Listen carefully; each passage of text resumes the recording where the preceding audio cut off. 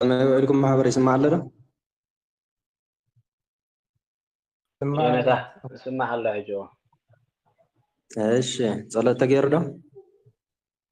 هو ጸሎት ጌርና ይነታ እንጥቀመልና ጊዜ አዳ መጻው ጾምበ ቋር ሐንጸና ንጀምር በለ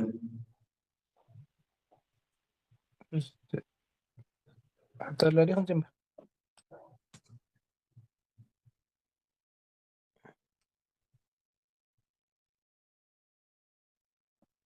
بس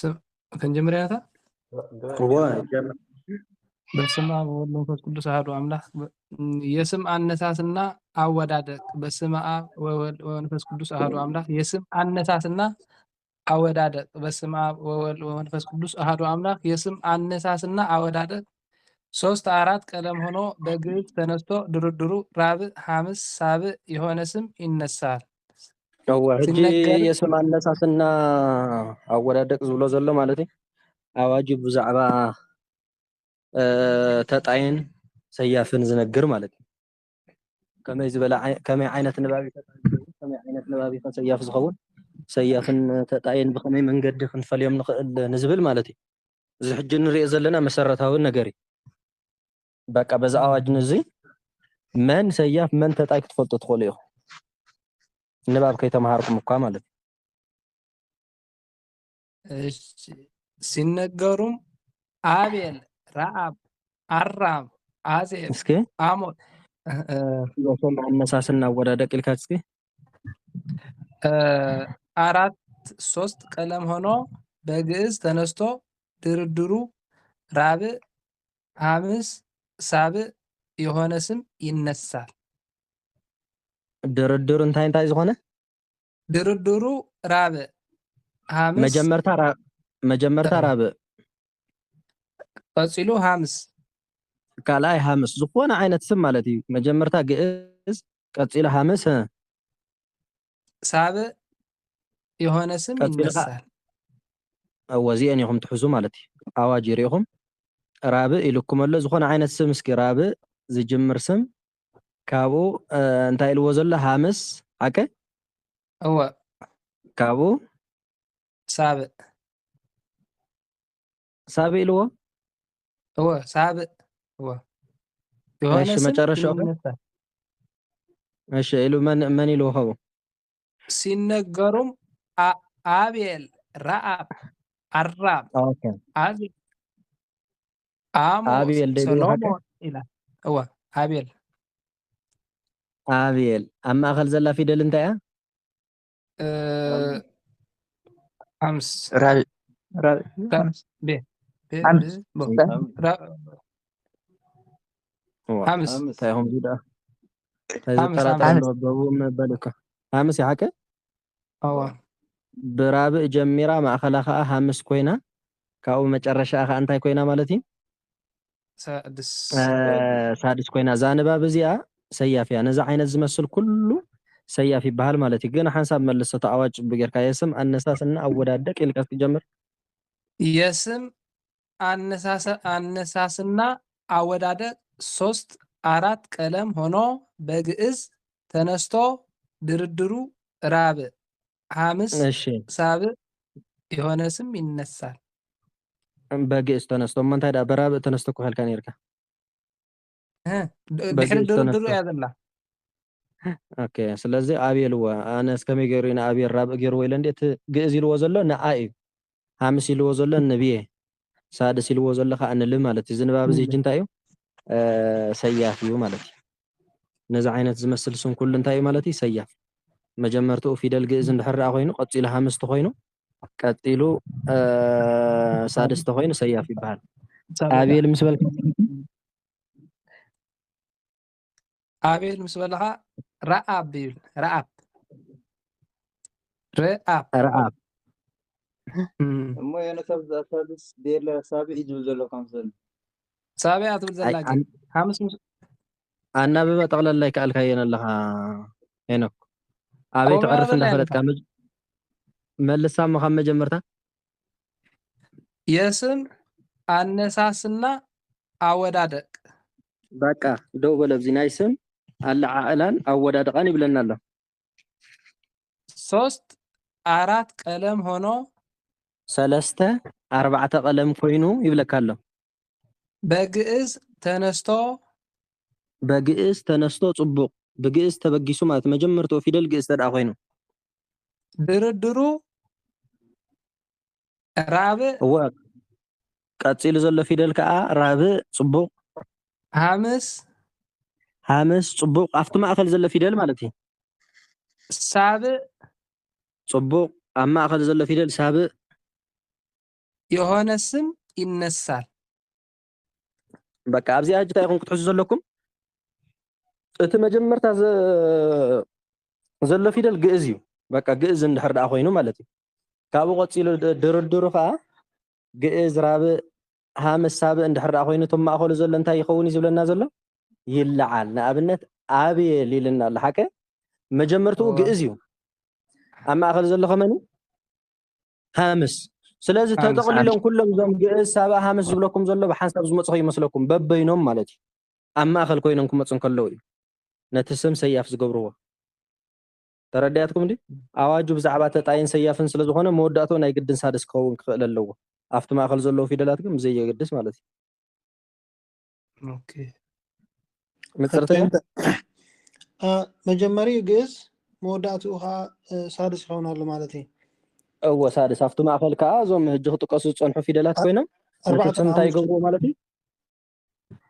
ሰያፍ ይገብርዎ እዚ ኣዋጅ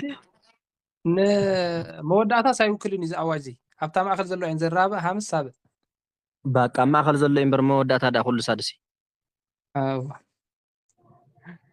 ምክንያቱ ኣዋጁ ብዛዕባ ተጣይን ሰያፍን እዩ ዝዛረብ ዘሎ ኦኬ ቀፂሉ ረኣብ ረአይዋ መጀመርታ እንታይ ኣላ ግዕዝ ማእኸላኸ ኣብ ማእኸላኸ ራብዕ ስለዚ እዚኣ እንታይ እያ ማለት እዩ ሰያፍ እያ ማለት እዩ ሰያፍ እሺ ቀፂሉ ኣራም እዚኦም ገቢር ዝበልናዮም ፊደላት እዮም ምስለን እዚኦም ኣብኡ ከለዉ በቃ ትክክል እዎ ያው ራብዕ ኣፈቃቃሪ ገዲፍካ ዳርጋ ኩሎም ዘን ገቢር ዝበልናዮም እዮም እዎ ሶም እዮም ትክክል ቀፂሉ ኣራም እዎ ኣብታ ማእከል ዘላ ኢኹም ትርእይዋ መን ዘላ ሕጂ መን ኣላ ኣራም እዚ ሳልስ ራብዕ ማለት እዩ ስለዚ ሰያፍ እያ ዛነበ ቀፂሉ ኣዜብ ኣዜብ ዲ እወ ኣብ ማእከል ዘላ ፊደል እንታይ እያ ትብል ዘላ ሃምስ እወ ብጣዕሚ ፅቡቅ ኣብነት ኢኹም መምፂኹም ዘለኹም ኣብቕሹ ማለት እዩ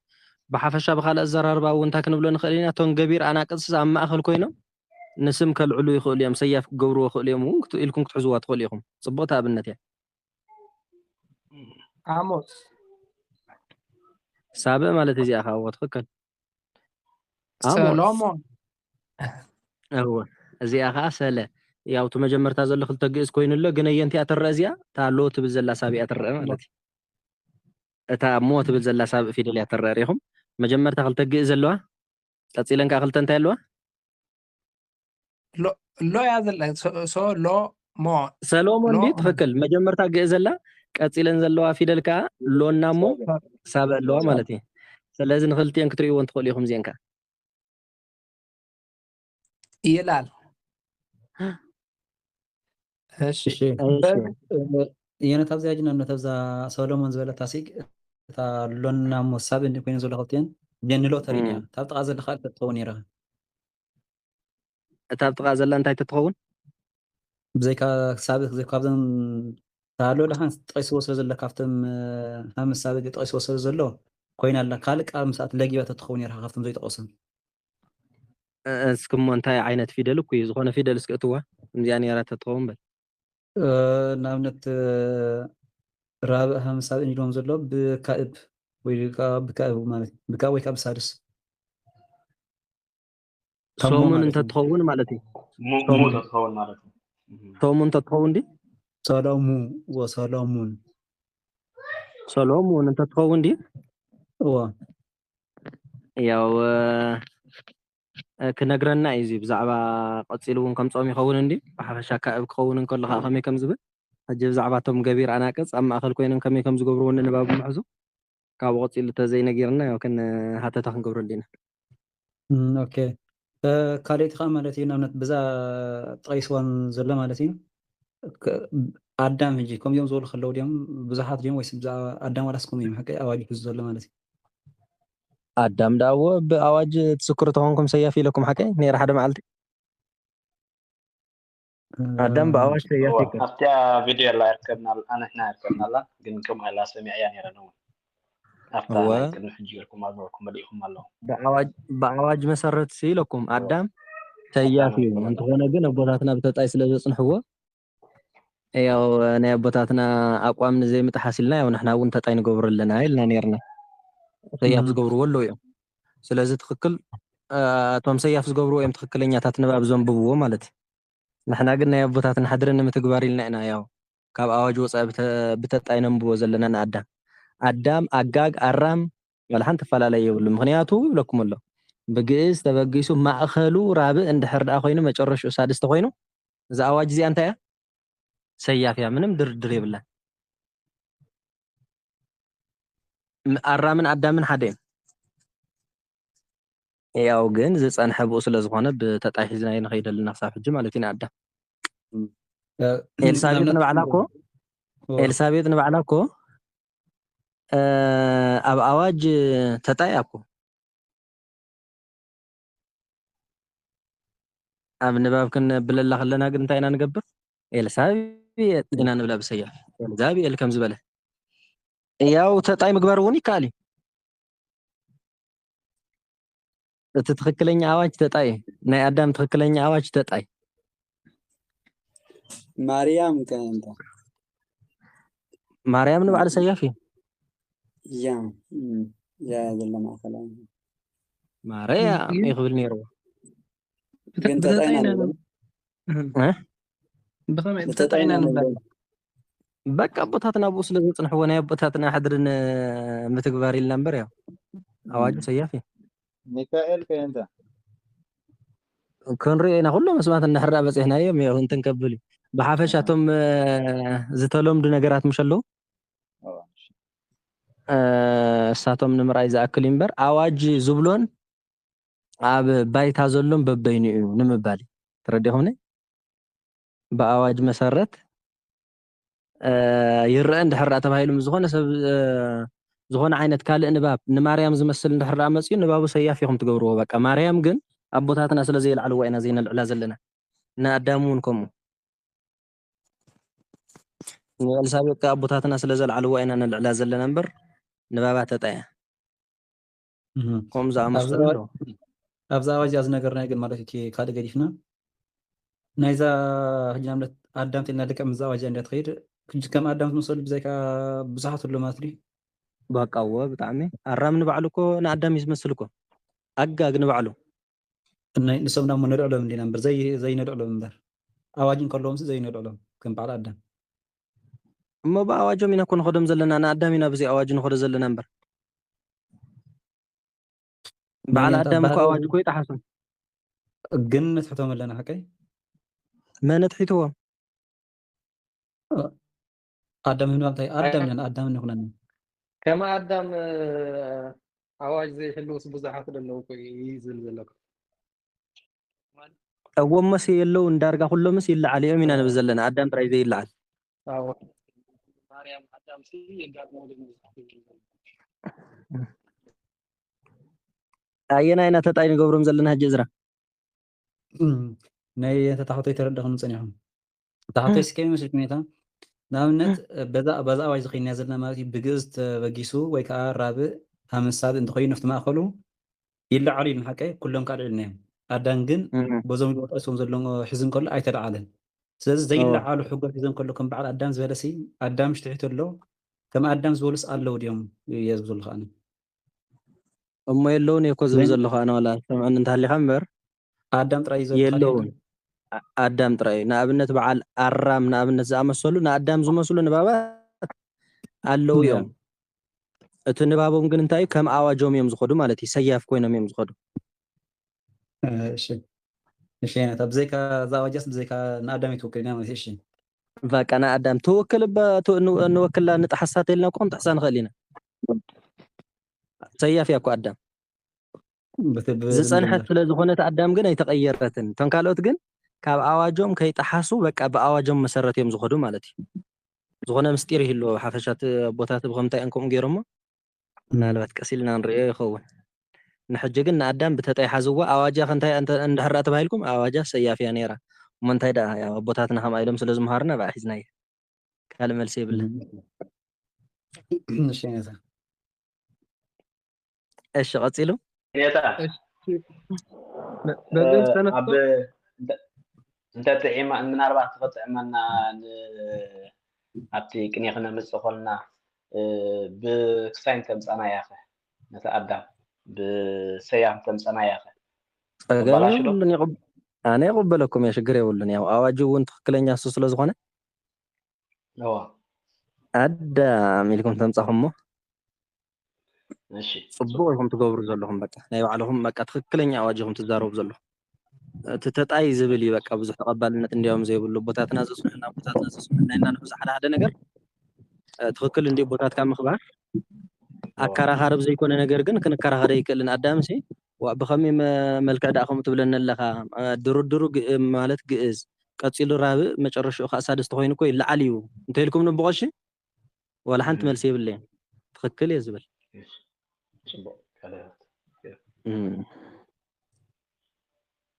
ስለዚ ሰያፍ ኣብ ቤተክርስትያን እውን ሰይፍኩም ከተንብብዎ ትኽእሉ ኢኹም ማንም ዝከራኸረኩም የለን ልማድ እዚ እሺ በግዕዝ ተነስቶ ድርድሩ አንድ ራብዕ አንድ ካዕብ አንድ ሐምስ የሆነ ስም ይነሳል ኣወራዩ ሕጂ መጨረሹ ይዛረብን ዘሎ እታ ማእኸል ዘለው ጥራይ ይዛረብ ዘላ አንድ ግዕዝ አንድ ራብዕ አንድ ካዕብ ኖ በግዕዝ ተነስቶ ድርድሩ አንድ ራብዕ አንድ ካዕብ አንድ ሐምስ የሆነ ስም ይነሳል ይለዓል ማለት እዚ ከሪኢኹም ቀላል ኣዋጅ እዚኣ ሓዝዋ ነስማት ንብሙሉ ዘጠቃልል እዩ አንድ ራብዕ አንድ ካዕብ አንድ ሐምስ ኣብ ማእኸል እንድሕር ደኣ ኮይኑ መጀመርትኡ ግዕዝ መጨረሻኡ ሳድስተ ደኣ ኮይኑ እዚ ንባብ እዚ እንታይ ሰያፍ እዩ ማለት እዩ እሺ ለኣብነት መን ኣምፅኡ ሲነገር አማኑኤል ይላል እወ መጀመርያ ግዕዝ ኢልና ኣለና ቀፂሉ ዘሎ ፊደል እንታይ እዩ ሳልስ ራብዕ ስለ ኣቦቆሽ ስለ ዝበሉ ዘይኮነ ሲሄኖክ ኣስተውዕሉ እንዳበልካ ፊደል እንዳረኣኻ ኢኻ ትብል አንድ ራብዕ ዝበሎ ማለት እዩ ቀፂሉ ዘሎ ፊደል ካብ ኣማ ምስ በልካ ነስኻ ማለት እዩ ካልኦት ፅንሑ ሄኖክ ኖ ካዕብ ማለት እዩ ፅቡቅ አንድ ካዕብ ዝበሎ ንሱ ቀፂሉ ዘለኻ ሐምስ አንድ ሐምስ ዝበሎ ማለት እዩ ርኢኹም አንድ ራብዕ አንድ ካዕብ አንድ ሐምስ ኣብ ማእኸል እንድሕር ሃልዩ ካብ ኣማኑኤል ወፃእ ንኣማኑኤል ዝመስል ስማት ብምሉእ እንታይ እዩ ማለት እዩ ሰያፍ እዩ ንኣማኑኤል ዝመስል ስም እስከምፁ ፋኑኤል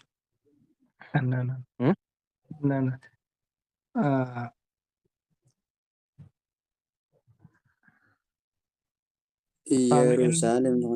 ኢየሩሳሌም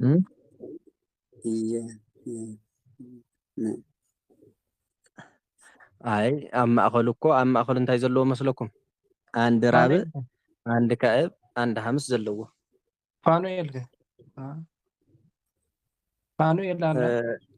ፋኑኤል ፅቡቅ ብጣዕሚ ግን መጀመርታ ግን የብሉን መገእስ ወይ የብሉን ኣፋኑኤል እንተ ዝብል ነይሩ እንተላዕለ ማለት እዩ አንተ ዝውስኽ ነይሩ ትኽክል ፋ ዝበለ ራብዕ ኑ ዝበለ ካዕብ ዝበለ ሐምስ ማለት እዩ ፅቡቅቲ ኢኻ ኣብነት ኣምፂኻ መጀመርታ ግን ካልእ ፊደል ክትህልዋ ነይርዎ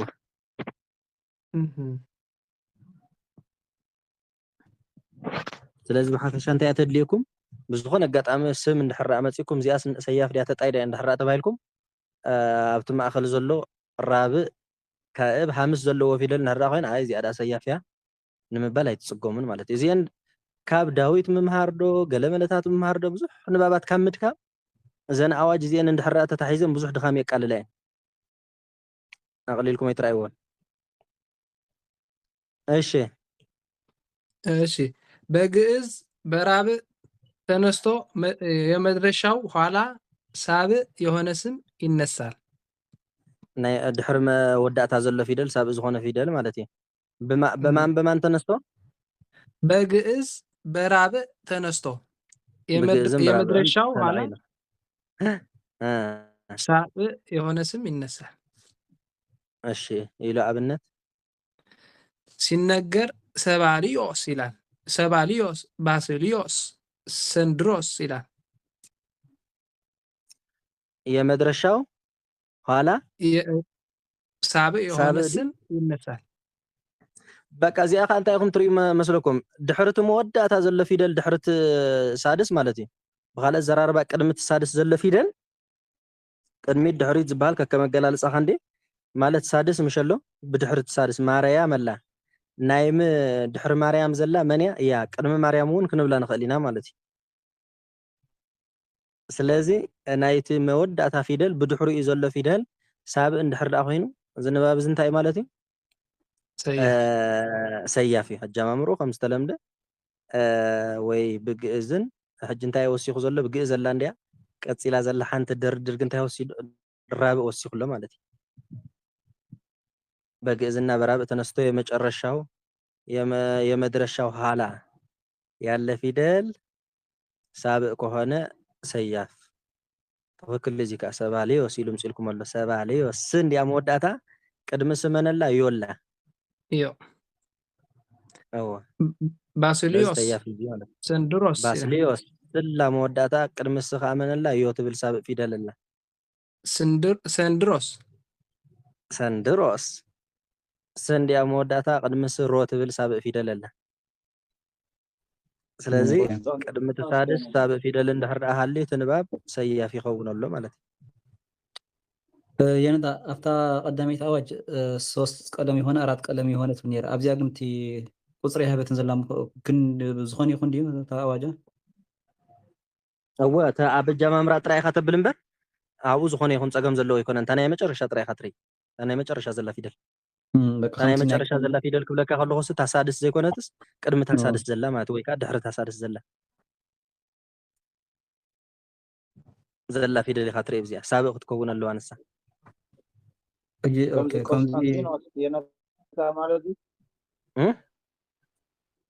ቆስጠንጢኖስ ወዚኣ ብሳብዕ ጀሚራ ዘላ ያው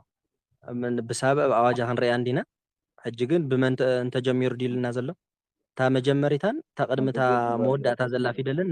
ንዓ ኢኹም ትሪኡ። ንምሳሌ እንታይ እዞም ኩሎም ፅኦም ዘሎ እቲ ቁፅሮም ሓሙሽተ ዘሎ ንኣብነት ከም በዓል ታኦስ እዛ ኣዋጅ እዎ ብራብዕ ያው ከምዚ ቆስጠንጢኖስ ዝበለ ኢሳያስ እንድዩ ንሱ ናይ ባዕላ ኣዋጅ ኣለዎ ብራብዕ ብሳብዕ ክጅምር እንከሎ ማለት እዩ። ሕጂ ግን እዚ ኣዋጅ እንዶ ስምዕዋ ፅቡቅ ጌርኩም መልስ ኣሎ ምስኪ። በግዕዝ በራብዕ ተነስቶ የመድረሻው ኋላ እንታይ ኢኹም ትሪኡ መስለኩም? ሕጂ ብግዕዝን ብራብዕን ዝተላዕለ ማለት እዩ። ሳብዕ ይተምፁ ራብዕ ይተምፁ ብግዕዝን ብራብዕን ዝተላዕለ ምሽ ትሕዙ እቲ ናይ መጨረሻ ፊደል ቅድሚ እቲ መጨረሻ ፊደል ዘሎ ፊደልካ ሳብዕ እንድሕር ደኣ ኮይኑ ንዓ ኢኹም ትሪኡ። ታኦስ እንተኢልና መጀመርቶ እንታይ ኣሎ? ታኦስ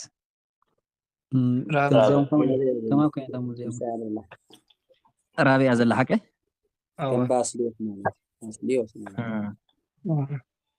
ስለዚ ንዓ እዚኦም ሰለስተ ፊደላት እዮም ታኦስ ወይ ኣብቲ ፊደላትፈላለኹ ይከውን እታ ሕጂ ራብዕ እንዲ ማለቱ መንክር ዝሓታ ዘሎ እዝራ ኣሃ ንበይኑ ዘይኮነ ኢልካ ዲኻ እዝራ ታኦስ የነታቲ ኣይኮነን እዎ ተረዲእካ ኣለኹ። ብራብዕ ማለት በግዕዝ በራብዕ ተነስቶ ስለ ዝበለሲ ታኦስ ብራብዕ ተላዒሉ ዘሎ ኒኻ ትብል ዘለኻ ናይ ኮመ ባህላዊ ኩነታ ኣብ ባህላይ ንኣብነት ሰባልዮስ እንተኢልና ከመይ ቀለም ኣለ? ሓሙሽተ ምሽቶ ወይ ከዓ ባስልዮስ ኢልና ሰንድሮስ ኢልና ሓሙሽተ ቀለም ኣሎ ማለት እዩ። ሕጂ እዚኣ እቲ ክንደይ ቀለም ከም ዝኸውን ኣይኣዘዘን ዘሎ ማለት እዩ። ንኣብነት ታኦስ እንተኢልና መጀመርታ ብራብዕ ተቢሉ ኣሎ እቲ ቅድሚ ናይ መወዳእታ ከዓ ዘለካ ሳብዕ ኣሎ ማለት እዩ። ከምዚኦም ዝበሉ ተኣዋጅ እዚኣስ ሙዚኦም ለ ወይስ ካልእ ኣዋጅ ኣላታ ምናስ ብሓሙሽተ ቀለማት እዮም ዘለኣም እዚኣ በቃ ይዕብልልዎም እዮም ኣብቲ ማእኸል ዝመፁ ፊደላት ማለት እዩ ሓምስ ይምፃእ ሳድስ ይምፃእ ብዘይገድስ ናይ መጀመርታ ፊደልን እቲ ቅድሚት መወዳእታ ዘሎ ፊደልን ይዕብልልዎም እዮም ግድን እዮም ዘሸንፍዎም ማለት እዩ ዝኾነ ዓይነት ፊደል እዩ ተብዚ 7 ይኹን 8 ብዘይገድስ ማለት እዩ ኣጀማምርኡን ቅድምታ መወዳእታ ዘላ ፊደል ከዓ ሳብእ እንድሕር ዳኣ ኮይና ግድን ሰያፍ ዝኾነ ይኹን ቀለማት أو دلي نعم بيتروس باولوس دبلو مالتي كله انجينوس بدن بياو بيتروس زبلوكا بهامس اللي تبقيسو زلو بقى كله ምናልባት ክህሉ ክርከብ ይኽእል እዩ ዝየለ ኢልኩም እንድሕር ኣምፂኹም መምፅኡሞ ንሪኦ እምበርኮም እዩ በቲ ናይ መጀመርታ በቲ ቅድሚት መወዳእታ ዘሎ ፊደልን ተዓብሊሎም ናብ ሰያፍ እዮም ዝኣትዉ እቶም ኣብ ማእኸል ዝመፁ ፊደላት ካልኦት ፅቡቅ ተረታይ ናይ እዝራሕታ እሺ ነታ ሌላ ዘለኻ ኣስተቋርሲ ያፅንሐ ኣብታ كم بعد أماني المالك حنت قارن تقول أنا راك قد اليوم تم عزوهم زلوا خون زلوا تم رابع كأبهم سما خيم يلوم زلوا بجس تنسى درو عند رابع عندك قد نخون سنين مالتي قد عند رابع عند كأب عند حمس خون اللون قد هذا تقول لي أواجه فرس سلامة أوكي أواجه فرس سلامة كلا أواجه تقيد اللون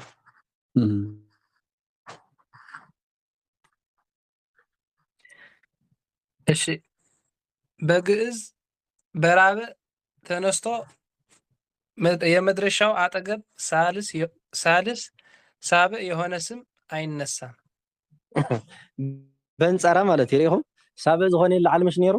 ኣጀማምርኡ ሓደ እዩ ዘሎ ሕጂር ኣወዳድኡ በቃ ሕፅር ብዝበለ ንዓኹም ብዝርድአኩም ቋንቋ ማለት እዩ ተረድእዎ የመድረሻው ተከታይ መን ኢልዎ ሕጂ ሳልስና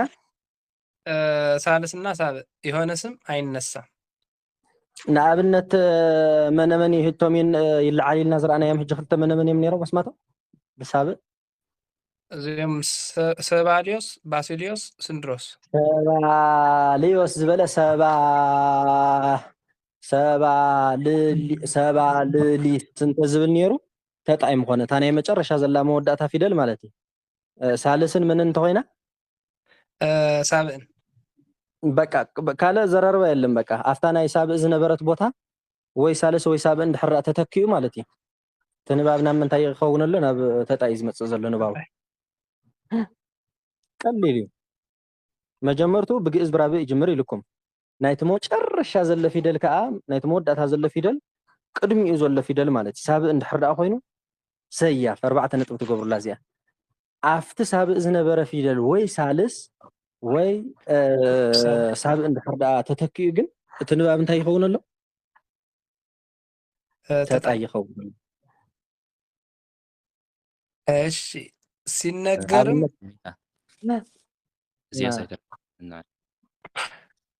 እዚኣ ከመይ መስለካ ትጉ ከምታ ዝነበረት ከምታ ቅድሚያ ዝረኣናዮ ኣዋጅ ሓንቲ ኮይና ማለት እዩ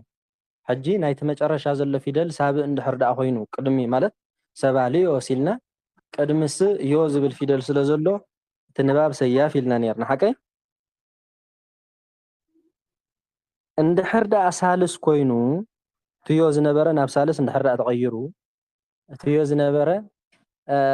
ናብ ሓምስ ማን ነው መልሳስ ከተኣዋጅ እሺ በራብዕ በግዕዝ በራብዕ ተነስቶ የመድረሻው አጠገብ ሳልስ ሳብዕ የሆነ ስም አይነሳም አይ ሳልስ የሆነ ስም ዳ ሳልስ ሳብዕ ሳብዕ ወንጠቅ ሳብዕ ለካ هو አይ ሳብዕ ዳ ክንብላ ፀኒሕና እኮ ሕጂ ሓምስ ያው ትክክል كم علم እስኪ ደሓን ኣጀማምርኡ ከዓ ያው ብኸመይ ከም ጅምሮ ክንሪኦ እምበር ሳልስ ያ ክትከውን ዘሎ ኣብነት እስኪ ኣብነት መነ ምን ምፅኡ እሺ ሲነገርም አቡ ቀለምሲስ ናብሊት ናቡከደነጾር ይላል ናቡከደነጾር ሓቀይ እወ ኣፋላላይ እንታይ መስለኩም እዚአን ኣብታ ናይ መጀመርታ ንዝራ ፅናሕ ዝበልክዎ ከማ ታኦስ ዝበላ ማለት እዩ ብራብዕ ዝጀመረ ጥራይ ኣይኮነን ግዕዝ ጀሚሩ ምስኡ ከዓ ራብዕ እንድሕር ደኣ ሃልዩ ማለት እዩ ሰባልዮስ ሓደ መን እዩ ነይሩ አቡ ቀለምሲስ ናብሊስ እቶም ቅድሚኦም ዝነበሩ ሰባልዮስ ባስልዮስ ሰንድሮስ ባስልዮስ رأيو سباليوس باسليوس ديلو زلو بجز جميرو براب أخذتي لنيرو قتيل ما باسليوس ديلو زل حكاي باسليوس هو حجي نمن هم تناس أصرون مسلكم نباسليوسن ننابو كده نصورن نابو أو أنا أبنات بزيحهم توم فيدلات مالتي بو ك د نابو ك د ن صور حجي اندحر دأ بزيحة فيدل كابتي نابنتهم بقدميت زلون بدحري زلون ككلت 4 اندحجنا لنا مو أفتو ما أخذ زلو فيدل كأخن دوم اندحر دأ خوينم تأواجي فرسي ብዙሃን ይመውኡ ከም ዝኾነ ማለት እዩ ስለዚ ኣብዚ አንተ እንትኾነላ ዘላ መንገዲ ተጣይ ትኾነላ ዘላ መንገዲ ማለት እዩ ናቡ እታና ከም ዘላታ ፀገመ ምነበራን ብራብዕ ጀሚራላ ቡ ሓደ ቀፅል እስከ ፊደላ ና ቡ ከ ሓደ ደ ክልተ ሰለስተ ነ ኣርባዕተ ደዳ د 4 ن 5 هو السكا نابو كدنا نادي الوزلو ن اي قصرنا ينسى ملس نيل والله نا اي تقصرني ابو حدا كاو زلقص ك خلتا د ثلاثه ن 4 صو السيو مساواج ስለዝኾነ ምስተናይ ሰያፍ ኣዋጅ ስለዝኾነ ኣይቁፀርን ማለት እዩ ስለዚ ንመን ትሪኡ መስለኩም ብዛ ቀለል ብዝበለት መንገዲ ከረደእኩም ና ሓደ በሉ ተንዘይ ተቆፅራ ጾ ክልተ በሉ ር ሰለስተ ነተን ኣዋጅ እተን ካብ ኣዋጅ ዝኾና ካብ ኣዋጅ ወፃእ ዝኾና ፊደላት በዚሐን ኣለዎ ሓቀ ከምዚ ብዝኾነሉ ግዜ ድማ እቲ ውሽጡ ዘሎ ፊደል ናብ ምንታይ እዩ ዘዘንብል ብግእዝን ብራብዕን ኣብ ዝጅምረሉ ግዜ ጥራይ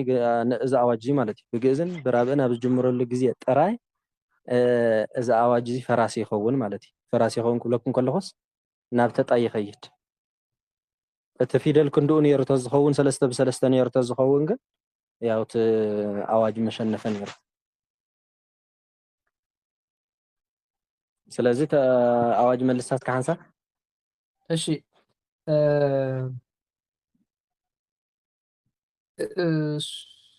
ስነገርም በግዕዝ እዛ ናይ አቡከዶ ነው ጸዳታ የነታ በግዕዝ በራብዕ ተነስቶ የመድረሻው አጠገብ ሳልስ ሳልስ ተጣይ ሽግሪ ይወል አፍታና ሂሳብ ትብል ግን በዛ ዝብለኩም ዘለኹም መንገዲ ሓዙ እዛ ናይ ካተ ዘላጊ በግዕዝ በካብዕ ተነስቶ ድርድሩ አንድ ከዕብ አንድ ራብዕ አንድ ሐሙስ የሆነ ስም ይነሳል ካለ ማለት መልሳስ ጊዜ ህጂ እዚያ ሓሊፍና ሲነገርም አብልቀንሲስ ናብሊስ አቡ ቀለምሲስ ናብሊስ ናቡከደነጾር እዛ አይነሳም ዝበልና እዋን እሱ ኢና ክንዛረብ ፀኒሕና ሕጂ ካል ኣዋጅ ንከይድ እዋ እታ ብሳልስ ዘላ ተጣይኣ እታ ካብ ሳልስ ወፃኢ ዘላ ዝረኣናያ ሕጂ ግን እቶም ማእኸል ዘሎ ፊደላት ብዙሓት ስለ ዝኾኑ ናብ ምድባ ናብ ተጣይኣ ኣብዛ ባይታ ቁርብ ብልን ናይ ብሔረት ለዛ ናይ ወዳት ሓዋውሰን ምስተቀዳሚት ንርት ኣዋጅ እታ ኣዋጅ እንታይ ዳ ኮይና ኣብዚ ኣጀማምሩ ድሓን ነይሩ ኣዋዳድኡ እውን ድሓን ነይሩ ኣብቲ ማእኸል ዘሎ ፊደላት ግን ኣይድሓንን ማለት ካብቲ ኣዋጅ ወፃእስ በዚሕሎ ንኣብነት በግዕዝ ተነስቶ ቀፂሉ ዘሎ ፊደል እንታይ እዩ በራብዕ ተነስቶ እና ንገረን ፊደል ቀፂሉ ዘሎ ፊደል أها كأب نابو د ن هذا أبو كده نصرف جائز رابع ندبل كان قرن أها رابع كعب جئز سابع سادس ودي الله أو حجزهم بعال كاب جمير كحساب سابع زلوا في دلات مالتي زياتهم نتي عواج سلزبلة سلزبزكوا ናቡከደነፆር ትብል እንትን እያ ማለት እዩ ተጣያ አቡ ቀለምሲስ ናብሊስ አቡ ቀለምሲስ ናቡከደነፆር እዚአን ሰለስተ ተጣይ እሶም ደሓን እዮም እሶም ያው ፍጹም ተጣይ እዛ ናቡከደነፆር እያ ተደናገር መጨረሻ ናይ መጨረሻ ተኸታልሲ ሳብእ እንድሕር ኮይኑ ሰያፍ ዶ ኣይበልና ነርና አንተ ወይ ክትብሉ ትኽእሉ ኢኹም ህወ ግን ኣብ ማእኸል ከዓ እቲ ኣብ ኣዋጅ ዚኣቶ ፊደል ካፍቲ ኣዋጅ መሰረት እንድሕር ዳ እንዳበዝሐ ኸይዱ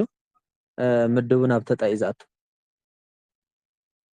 ካልእ ያው ድሓን እዚኣ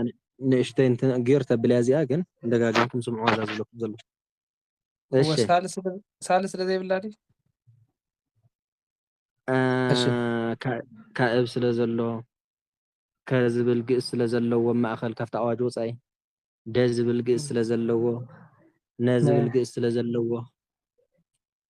እዞም ኩሎም ፊደላት ነቲ ሰያፍ ክኸውን ዝግብኦ ዝነበረ ፊደል ተጣይ ይገብርዎ ኣለዉ እሺ ቀፂላ በግእዝ በካብእ ተነስቶ ድርድሩ አንድ ከአብ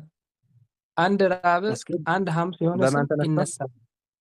በማን ተነስቶ መጀመርቱ በግእዝ በካብእ ተነስቶ በካብእ ዲ በግእዝና በካብእ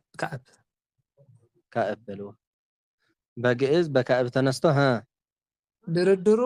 አንድ ከአብ አንድ ራብዕ አንድ ሐሙስ የሆነ ስም ይነሳል እሺ ሲነገር ሱቱኤል ዱማቴዎስ ደማቴዎስ ቡኤዝ ይላል ወትድርድሩ ተባሂል ዘሎ ነቶም ዝጠቕሶም ዘሎ ፊደላት ኣብ ማእኸል ዘለዉ ንዕኦም ምርኣዩ ካልእ ሓንቲ ይኮነን ወካዕብ ራብዕ ሐሙስ በግእዝ መልሳት ኣዋጅ በግእዝ በካዕብ ተነስቶ በግእዝ በካዕብ ተነስቶ ድርድሩ ካዕብ ሐሙስ ካዕብ ራብዕ ሐሙስ የሆነ ስም ይነሳል አንድ ካዕብ አንድ ሐሙስ አንድ ራብዕ የሆነ ስም ይነሳል ሲነገር ሱቱኤል ዱማቴዎስ ደማቴዎስ ቡኤዝ ይላል ረቢ ሓደ ኢኻ ተንብቦ ሲነገር ሱቱኤል ብመን ተበጊሱ ብካዕብ ሱ ድርድሩ ከንታይ ቱኤል ድርድሩ ካዕብ ቱ ቀፂሉ ዘለኸ ሐሙስ ድርድሩ ካዕብ ራብዕ ሐሙስ የሆነ ስም ይነሳል ካዕብን ሕጂ ሐሙስን ብሓንሳብ ኣምፅእዎም ኣሎ ማለት እዩ እዚ ፀገም ዘለዎ ኮነ ክለዓል ይኽእል ተደራሪቦም ክመፁ ይኽእል እዮም ቀፂሉ ዱማቴዎስ መጀመርቱ እንታይ ካዕብ ቀፂሉ ዘሎ ፊደልከ ራብዕ ድርድር ይበሃል ማለት ድርድር ተባሂሉ ዘሎ ካብ ራብዕ ዝጅምር ዘሎ ቀፂሉ ዘሎ ድሕሪ ራብዕ ኸ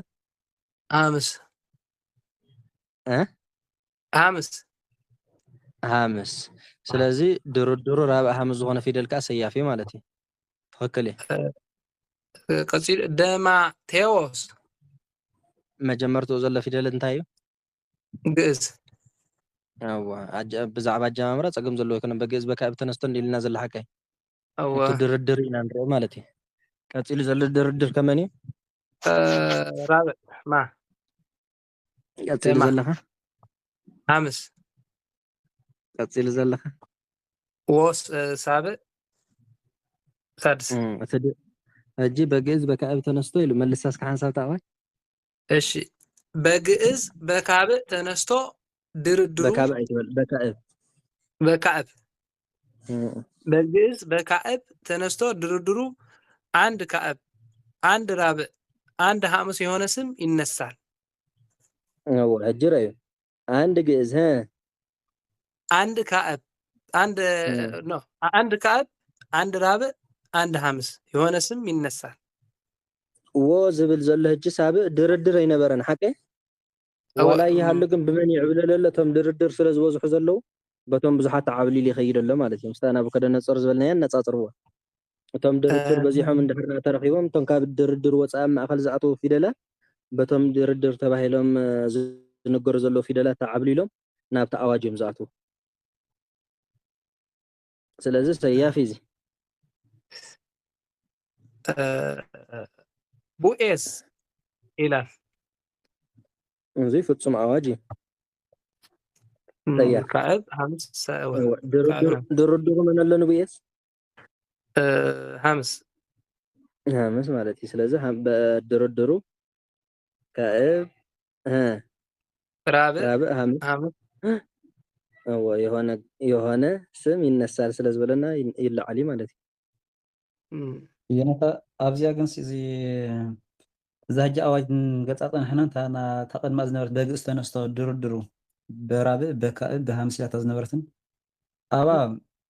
ግዲ እቶም ሰለስተ ክህልዎ ኣለዎም ኢልኩም ነይርኩም። ኣብዚኣ ከዓ ማለት ፍርቃ ፍርቅያ ዘላ ከመይ ገይርና ክንበይና ኣብዚኣ ሕጂ ኣብዚኣ ኩለን ክርከባ ዘይክእላ ማትሪ ኣየንትን ምስ ኣየንተ ተነጻጽራ ኣለካ እዚኣ ኣብታ ቅድሚ ሕጂ ዘረኣኒ ኣዋጅ ማለት እያ ትብ ነራ በግእዝ ተነስቶ ድርድሩ አንድ ራብዕ አንድ ካእብ አንድ ሐሙስ የሆነ ስም ይነሳል። ለምሳሌ አማኒ ይላል ይልወሎ እንዴት አይለኩም ታይተን ይረባ ከምዚ አይነት ኣዋጃት ሕዝት ኮይናስ ግድን ድዮም ቶም ጠይስዎም ዘለቶም ድርድራት ግድን ክህልወሎም ኢለኩም ነራስ እወልኩምኒ ጀብዚኣ ከዓ ቶም ድርድር ኣብዚ ኩሎም ኣይጠቕቶም ዘሎ ግን ከዓ ነልዕሎም ኣለና ማለት እዩ። ከመይ ግድን እቲ ንኣብነት ኣማኑኤል ካብ ኣማኑኤል ወፃኢ ካልእ ክንውፀሉ ንኽእልን ኢና ማለት እዩ። ግዴታ እዩ እቶም ተባሂሎም ዘለዉ ማለት ተጠቂሶም ዘለዉ ፊደላት ግድን ክበሃል እንከሎ ሕጂ እቶም ድርድር ተሰሪዖም ኩሎም ክመፁ ክእሉ እዮም ነንበይኖም ከዓ ክኣትዉ ክእሉ እዮም ማለት እዩ። ሕጂ ይፈላለዮም እዩ ዘሎ ኣብቲ ናይ መጀመርታ ግን ኣማኑኤል ዝበሎ ነቶም ድርድር ንኩሎም ኣትይዎም ኣሎ ማለት አንድ ራብዕ አንድ ካእብ አንድ ሐሙስ ኢሉ ነይሩ ኣብዚ ሕጂ ግን መን እዩ ዝብል ዘሎ በግእዝ ተነስቶ ኢሉ እዚኣ ዋላ ልክ እኮ ፊነት እስኪ እዚኣ ከዓ ካእብ ራብዕ ሐሙስ ማለት እዩ ካእብ ራብዕ ፊነት ክብላ ከመይ ኣለዋ ረአየባ እቲ ኣብነት ኣምፂዎ ዘለኩ ትርኢ ኣብነት ኣምፂዎ ዘሎ መን ኢልዎ ነይሩ ዝብል ሳብዕ እትይዎ ነይሩ በታ ጥራይትዋ ዘሎ ኣባ እታ ራብዕ ጥራይ ጉዲልላ እምበር በግእዝ ተነስቶ ስተሚል ተጠቂስዎም ዘሎ ማለት የለውም። ራብዕ ኣሎ ተመስማት መነመን ኢልዎ ኣብታ ኣበይን ተቀዳሚት ኣዋጅ ማለት እዩ ድማቴዎስ ዲልዎ ነይሩ ድማቴዎስ ኢልዎ ኣሎ ሱቱ የልካ ኢልዎ ኣሎ ሳብዕ ኣይነበረን ሓቀይ ድማቴዎስ ዝብል ኣሎ ደ ነፍቲ መጨረሻ ፊደል ድማቴዎስ ኣሎ ስለዚ እንታይ እዩ ዘርእየካ ቶም ድርድር በዚሖም እንድሕር ዳኣ መፅኦም ነቲ ዝኾነ ፊደል ካልእ ኣብ ማእኸል ዝኣቱ ማለት ምስ ተቐዲምካ ሓቲትካያ ዝነበርካ ካብዞም ኣዋጅ ወፃኢ ካልኦት ፊደላት ኣብ ማእኸል እንድሕር ዳኣ ሃልዮም ከመይ እዩ ትንባብ ክኸውን ይኽእል ኢልካ ነርካ። ስለዚ ነትዎ ዓብሊሎም ይመፁ ኣለዉ ማለት እዩ። ሕጂ ኣብቲ ኣማኑኤል ግዴታ ቶም ፊደላት ከኣትዉ ኣለዎም ካልእ ፊደል እንድሕር ዳኣ ኣትይዎ ማለት እዩ ኣታኣታትዋ ንኣብነት ሓደ ድርድር ጌርካ ወይ ሐሙስ ራብዕ ክትገብር ትኽእል ኢኻ ንሰለስቲኦም ድርድር ጌርካ ካልእ እንድሕር ዳኣ ትርጉም ዘምፀልካ ኮይኑ ፊደል ተወሲኽካሉ ግን እቶም ድርድር ስለ ዝበዝሑ ነቲ ንባብ እንታይ እዮም ዝገብርዎ ማለት እዩ ሰያፍ እዮም ዝገብርዎ። ሕጂ ኣማኑኤልን ድማቴዎስን ዘፈላለየ ዘሎ ምክንያት እንታይ እዩ ሓደ ኣብቲ ኣማኑኤል ኢልና ዝረኣናዮ ድርድር ካልእ ባኢድ ፊደል የለን ኣብዚ ግን ባኢድ ፊደል ኣሎ እቲ ባኢድ ፊደል ግን ከም ዘየለ ርኢና ነቲ ንባብ ሰያፍ ንገብሮ ኣለና ነትወ ኣጥፊእና ማለት እዩ ዝብል ሳብዕ ዘሎ ፊደል ማለት እዩ ብመን ይጠፍእ እንድሕር ኢልካ በቶም ድርድር እቶም ድርድር ግን ግድን ሰለስቲኦም ብሓንሳብ ይሃለዉ ማለት ኣይኮነን ንበይ ንሓደ ድርድር እውን ክመፅእ ይኽእል ንኣብነት ቡኤዝ ኢልና ኣለና ሓቀ ምክንያቱ ካእብ ራብዕ ሓምስ ኢሉ ካብቶም ድርድር ዝጠቆሶም ሓደ ስለ ዝኾነ ንቡኤ ዘልዒልዎ ኣሎ ማለት እዩ ስለዚ እንዳተረዳእኩም ክትከዱ ኣለኩም ተባሃህላ ግልጽ እንዳገበርና ክንከይድ ኣለና ምናልባት ካልእ መልክዕ ወይ ትርጉም ክሕዝ የብሉ እንድሕር ዳ ሰለስቲኦም ብሓንሳብ መፅኦም ኣሰየ ይለዓል ሰለስቲኦም ብሓንሳብ መፅኦም ክልተ ፊደላት ባኢድ ወይ ሓደ ፊደል ባኢድ እንድሕር ዳ መፅኡ እውን ይለዓል እንደገና ዞም ድርድራት ተባሂሎም ዝፅውዑ ዘለዉ ፊደላት ኩላቶም ከዓ ተፈላለዮም ነናይ በይኖም ስራሕ እውን ክሰርሑ ይኽእሉ እዮም በይኑ ካብ ድርድር ንበይኑ መፅኡ ከልዕል ይኽእል እዩ ትራብዕ ድርድር ንበይኑ መፅኡ ሰያፍ ክገብር ይኽእል እዩ ተሃምስ ድርድር ንበይኑ መፅኡ ሰያፍ ክገብር ይኽእል እዩ ሰለስቲኦም ብሓንሳብ መፅኦም ድማ ሰያፍ ክገብሩ ይኽእሉ እዮም ኣመን ሰለስቲኦም ክመፁ ኣለዎም ኣመን ተፈላለዮም ክመፁ ኣለዎም ዝብል ግን መን እዩ ዝመርሐና እንድሕር ዳ ኢልካ ስም እዩ ዝመርሐና ኣማኒኤል ኢልና መቸን ካልእ ፊደል ክንሓውሰሉ ይንኽእል ኢና ካልእ ትርጉም ስለ ዘይብሉ ማለት እዩ እሺ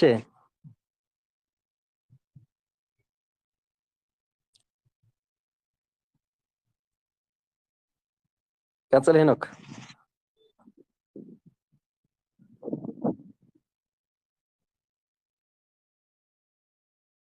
تسمع لي؟ يسمع لي انت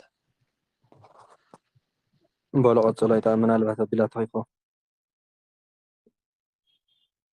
بالي هناك ما انه تقو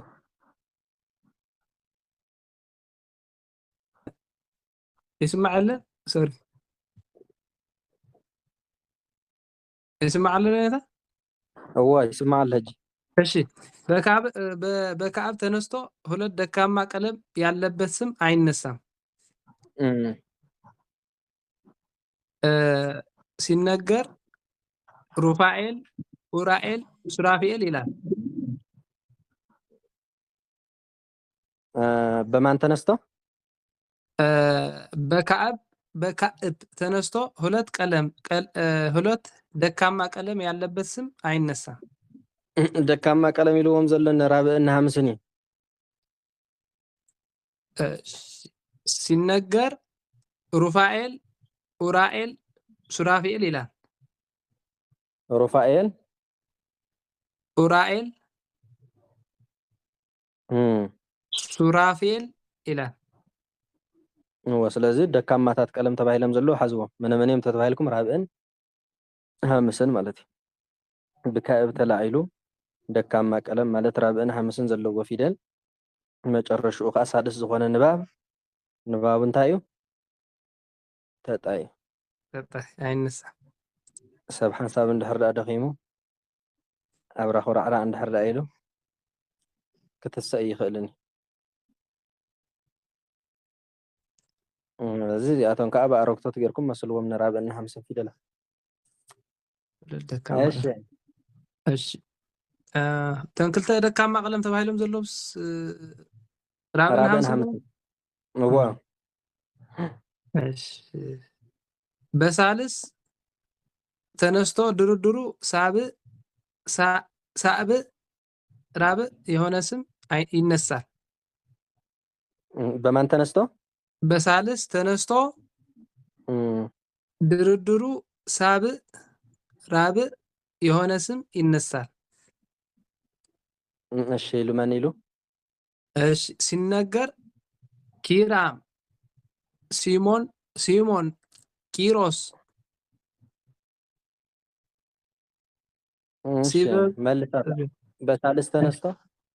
በሳልስ ተነስቶ ድርድሩ ሳብዕ ራብዕ የሆነ ስም ይነሳል ሰያፊ ማለት እዩ ሰያፍ ሲነገር ኪራም ሲሞን ቂሮስ ሲበዛም ከማሁ ኢሳይያስ ሲድራቅ ቂርቆስ ጢሞቴዎስ ይላል በቃ ዞም ምንም ቀሊል ነገር እዩ መንገዲ እንድሕር ተተሓሒዙ እቶም ኣብ ማእኸል ዝኣትዉ ዘለዉ ፊደላት ምርኣይ ካልእ ዋላ ሓንቲ እንትን የብሉ በይንኻ ዝረአ ነገር እዩ መጀመርታ መን ጀሚሩ ኣሎ ቀፂሉ ዘሎ ፊደል ከዓ መን እዩ ዘሎ እቶም ድርድር ከምታት ኣዋጅ ተዛሪባታ ዘላ ድዮም ወይስ ካልኦት ተወሰኽቲ ድርድራት ኣለውዎ እዮም ካልኦት ተወሰኽቲ ድርድራት እንድሕር ደኣ ሃልዮም ዳ እንተኾይኑ ንባብ ዘይቀየረ መን ስለ ዝበዝሐ እዩ መን ስለ ዝወሓደ ኢልኩም በዚ ዝነግረኩም ዘለኹ ተናፃፅርዎም ማለት እዩ ተወሰኽቲ ካብቶም ድርድር ወፃኢ እንድሕር ደኣ ሃልዮም ውሕዳት ተኾይኖም ብኡ ተዓብሊሎም እዮም ዝኸዱ እቶም ካብ ኣዋጅ ወፃኢ ዝኾኑ ፊደላት ድርድራት ዘይኮኑ እንድሕር ደኣ በዚሖም ከዓ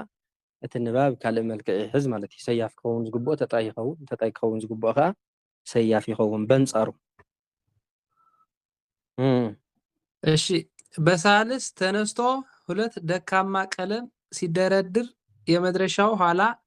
ሳልስ ሐምስ ሳብዕ የሆነ ስም አይነሳም። ያው መን ወሲኹ ካብቶም ደካማታት ቀለም እቲ መወዳእታ ዘሎ ፊደል ተኸታሊ መን ኢልዎ የመድረሻ ኋላ ሳልስ ሐምስ ሳብዕ ሳልስ ወሲኹ መስለኝ ሳድስ ኣለዎ ሳልስ ሐምስ ሳብዕ የሆነ ስም አይነሳም። በቃ እዞም ሰለስተ እዚኦም ጥራይ ወሲኹ ዘሎ ማለት እዩ ነቶም ደካማታት ፊደልስ እዚኦም ወሲኹሎም መንን ወሲኹሎም ሳልስ ሐምስ ሳብዕ እዚኦም ወሲኹሎም ማለት እዩ ሲነገር ጊዮርጊስ ሚካኤል ጲላጦስ ሊባኖስ ይላል እዚኣቶም ኩሎም እንታይ እዮም ማለት እዩ ተጣይ ይበሃል ተጣይ እሺ ጊዮርጊስ ሓዝዎ ንሊባኖስ ሓዝዎ ንሊባኖስ ንጊዮርጊስ ካልእ መን የምፅኡ ስም ጲላጦስ ዝመስል ካልእ ስም እንድሕር ዳ ረኺብኩም ከዓ ከምኡ ምግባር ተጣይ ጊዮርጊስ ኣፍራሽ ድኾን ዘሎ የንታ ካብቶም ደካማ ቀደምሲ የብሉን ሳብዕን ሳድስን እዩ ዘለዎ ቅድሚ ሳልስ እወ በየኒ ዝብል ዘሎ ማለት እዩ እዚ ብሳልስ በቲ ናይ መጨረሻ ፊደል ምሽ ኣሎ ብኡ ዝዕብለል ዘሎ መጀመርትኡ ብመን ጀሚሩ ኣሎ ሳልስ ጀሚሩ ኣሎ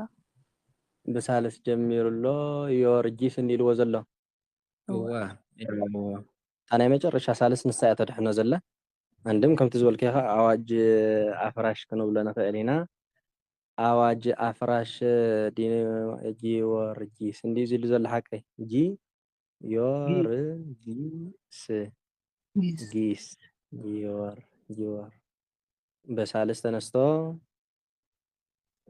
ወትክክል በቃ እታ ናይ መጨረሻ ተዘይሃልያ ፍፅምቲ ኣዋጅ ኣፍራሽ ምኾነት ነይራ ሕጂ ግን መን እያ ተጣይ ትገብራ ዘላ እታ መጨረሻ ዘላ ሳለስ ፊደል ማለት እዩ ንሳላ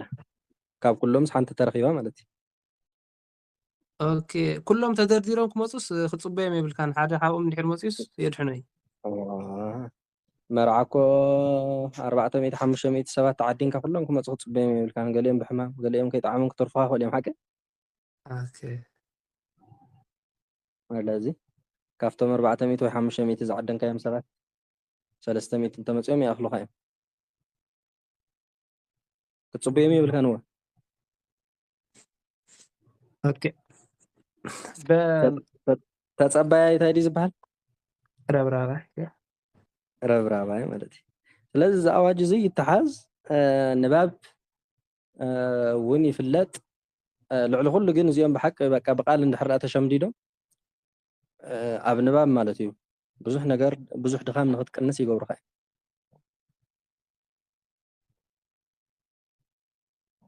ብፍላይ ኣብ ተያፍን ኣብ ተጣይን ማለት እዩ እሺ በራብዕ ተነስቶ ድርድሩ ካዕብ ራብዕ ሐምስ ሳብዕ የሆነ ስም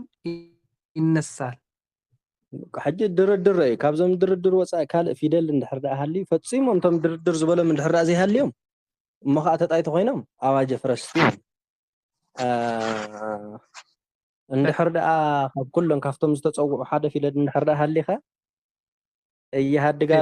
ለሃገር እንታይ ዝብል እምበል ኣሃድሄርና ካብኦም ከዓ ሓደ ሕያዋይ እንድሕር ደኣ ተረኺቡ ከዓ እታ ንባብ ትድሕን ማለት እዩ ናፍታ ኣዋጅ ተኣቱ ስለዚ ኩሎም ክመፁ ትፀበይዎም እንደገና እቶም ዝተፀውዑ ጥራይ ክመፁ እውን ኣይትፀበይዎም ካልኦት ሒዞም ክመፁ ክእል እዮም ትረፍዶ ፊደላት ሰብ እኮ ዓዲንካዮ ንበይኑ ይመፅእ ሓደ ሓደ ግዜ ሰባት ሒዝልካ እዩ ዝመፅእ እሳቶም ከምኡ ናይ ምግባር ልምዲ ኣለዎ እሺ በራብዕ ተነስቶ ድርድሩ ካዕብ ራብዕ ሐምስ ሳብዕ የሆነ ስም ይነሳል ሲነገር ናባል ናጌብ ጽና ካዕብ ድርድሩ ካዕብ ራብዕ ሐምስ ሳብዕ የሆነ ስም ይነሳል መነመን ተሪፎም ኣለዉ ሕጂ ካብቶም 7 ፊደላት ኣብ ድርድር እዚኣተው ግዕዝና ሳድስ ዶ አሁን ትክክል ግዕዝና ሳድስ እዮም ተሪፎም ዘለዉ ማለት እዩ እሺ ሲነገር ናባል በደንብ ሕጂ ካብቶም ድርድር ኩሎም መፅኦም ድዮም ራብዕ ጥራሕ መፅኡ ኣሎ 5 ሰባት ፀዊዕና ሓደ ሰብ ረኺብና ማለት እዩ ናጌብ ካብቶም ድርድር ኩሎም መፅኦም ድዮም ሓደ መፅኡ ኣብ ቆሺ ጌ መፅኦም ማለት እዩ እቶም ካልኦት ካህናት ግን ተሪፎም ኣለዉ ባሮክ ሓደ ሰብ መፂና ሕጂ ኣርባዕተ ተሪፎም ባሶር ሕጂ እውን ከምኡ ሳሙኤል እሺ ሕጂ ንርኢ ክንደይ መፅኦምና ኣብቶም ድርድራት ክልተ ድዮም ክልተ ራብዕን ሓምስን ኣበይ ኣሎ ራብዕ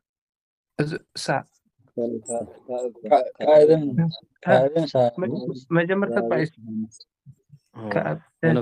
ፀንሕሞ ኣብ መንጎ እንዳስገልካ እቲ መጀመርታ ቆፂሉ ትሳ መጀመርታ ድርድር ዘይበሃል ራብዕ ተነስታ ቆይልካ ያሱ ድርድር ዝበሃል ተማእኸል ዘሎ እሱ ዓዳሚ እንዲ እሱ ዓዳሚ ተዓደምቲ ያው ኣብ ማእኸል እዮም ዘለዉ ማለት እዩ ስለዚ ክልተ መፅኦምና ማለት 5 ሰባት ዓዲምና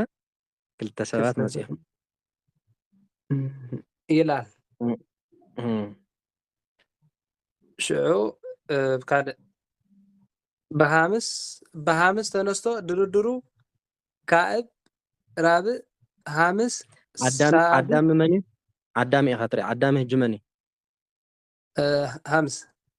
ሐምስ ማለት እዩ ሐምስ ምስ ድርድር ዘራኽብ የብሉ እሺ በሐምስ ተነስቶ ድርድሩ ካዕብ ራብዕ ሐምስ ሳድስ ሳብዕ የሆነ ስም ይነሳል እሺ ካብቶም 7 ፊደላት ዘይተዓደሙ መነመን ተሪፎም ሳድስ ግዕዝ እዩ ግዕዝ የለን ግዕዝና ሳድስ ግዕዝን ሳልስን ግዕዝን ሳልስን ተሪፎም ማለት እዩ ስለዚ 5 ሰባት ኢና ዓዲምና ዘለና እሺ ሲነገር ዜውስ እንታይ ዲ ዝብለካ ዘሎ ተኣዋጅ መመልሶ ሄኖክ እንዳተረዳእካ ቀስ ኢልካ መልሶ በሐምስ ድርድሩ ካዕብ ራብዕ ሐምስ ሳድስ ሳብዕ የሆነ ስም ይነሳል ይነሳል እሺ ሲነገር ዜውስ ጎበስ ኔባል ሴሬክ ግን ዕዱማት እንዳርኣና ያው ሓደ ሓደ ስለ ዝመፅ ዘለዉ እዚኦም ፍሉጣት እዮም ሓቀ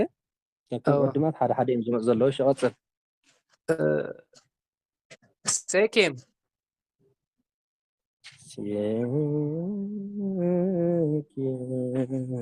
هي ሴዴቅያስ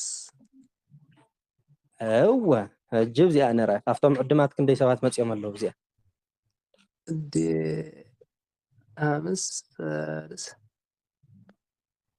ዕዱማት ክንደይ ኣለዉ ንረአዩ ሕጂ ኣብኡ ኢኹም ትፈላለዩ ዕዱማት ክንደይ ኣለዉ ዘይ ዕዱማት ክንደይ ኣለዉ ሰለስተ መፅኦም ኣለዉ ሰለስተ ዕዱማት መፅኦም ኣለዉ ዘይተዓደመ ከለ ዶ የለን ኩሎም ዕዱማት እዮም ማለት እዩ الدردر ما اسك من ديم نيرم ملسو مسكي ሳልስ ኣይተዓደመን መስለኒ እስኪ መልሶም ቶም ድርድር ዝብሉ የለን ባ ቶም ኣዋጁ ወታ ድርድር ጥራይ ድርድሩ ካዕብ ራብዕ ሓምስ ሳድስ ሳብዕ እንታይ ኮንካ ኣተቀድመ ዘለካ ካብዕ ሳብዕ ስለዚ ዘይተዓደመ የለን ኣብዚ ዝመፀ ሴደቅያስ የለን ሓምስ ሳድስ ቂ ተዓዲሙ ዲ ሳልስ ካዕበ ይመፅእ ንበር ሴደቂ ሳልስ ተዓዲሙ ዲ ኣይተዓደመን ዘየለ እሞ የለን ብሳድስ ድምፅዎ ዘሎ ሴደቅያስ ቂዱ ቅ ሴደቅያስ ሳድስ ይመጣል ሴደቅያስ ወሎ እምበር ቅ ካዕበ ይመፅእ ካብን ራብዕን እሶም ኣይተዓደሙ እንዲም ነይሮም ንሶ ይመፅን ዘለዉ ያ ኮሎ ያስ ራብዕ ኣለኩ ካዕብ ጥራይ ዘይመፅእ መን ጥራይ ዘይመፀ ጳውሎስ ካዕብ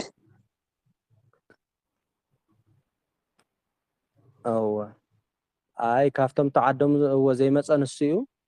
እንደገና ካብቶም ዘይተዓደሙ ዝመፀ ካብቶም ዝተዓደሙ ወፃኢ ካልእ ዝመፀ ሰብ ከለና ዲ የለን የለን ማለት እዩ እሳቶም እዮም እሺ ቄርሎስ እሺ ካብዚኦም ከ ኩሎም ዕድማት ዕልዱማት እዮም እዚኦም ክልተ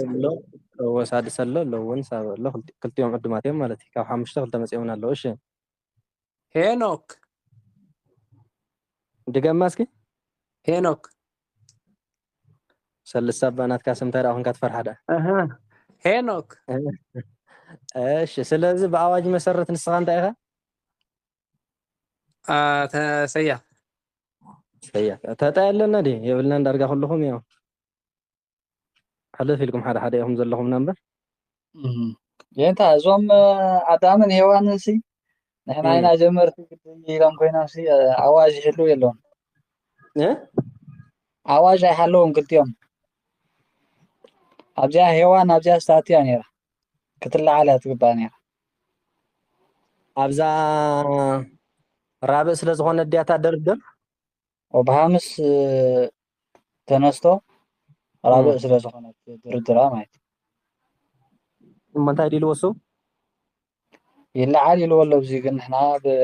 ተጣይና ንገብራ ሄዋን ዋ ሄዋን መርጌታ ቲራይ ሄዋን ትለዓል እያ ክበዝሕ ከሎ ኣይኮነን ሓቀፋ ብዙሕ ፀዊዕና ኣሃ ናብ ምርምር ባይትእቶ ናብ ሓተታ ኣይትእቶ ያው እታ ሰበይቲ ትለዓል እያ ክበዝሕ ከሎ እዮም ተጣይ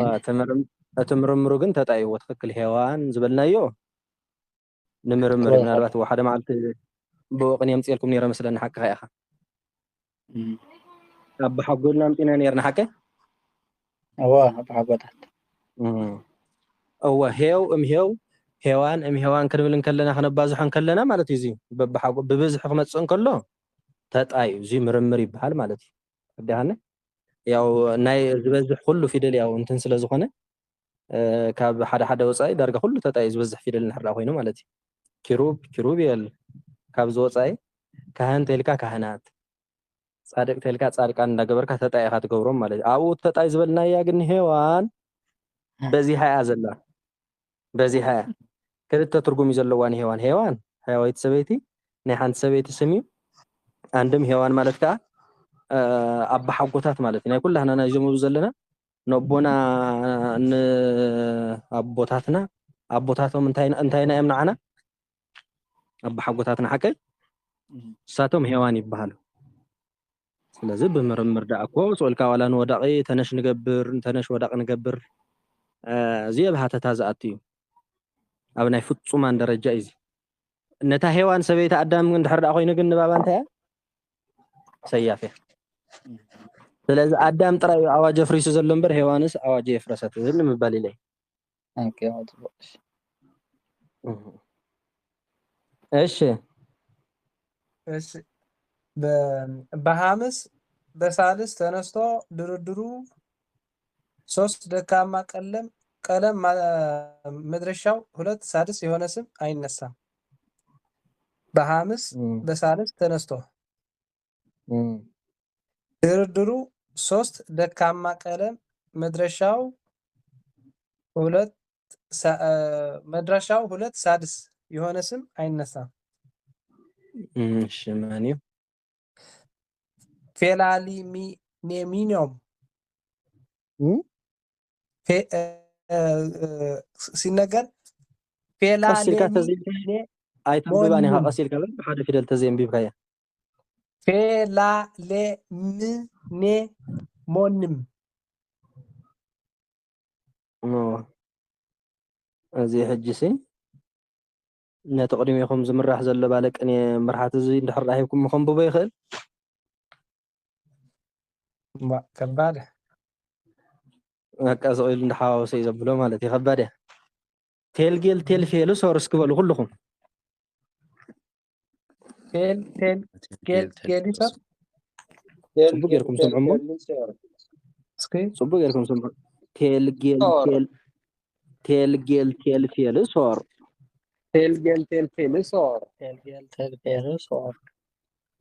በልባጆም ኩልኩም ቴሊሶር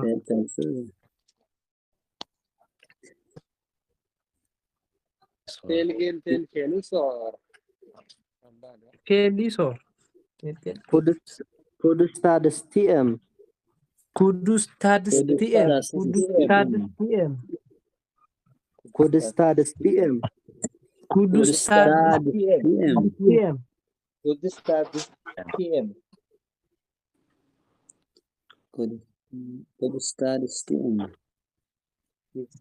بتعمل صبر تقولوا هذا الله ايش حجي صراحه امرحنا ماني كاتب زلها اذا فيلا لمني مونم ايش دد حري نبال ايش فيلا لمني مونم فيلا لمني مونم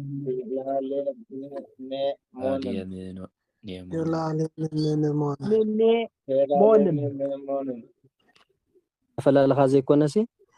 فيلا لمني مونم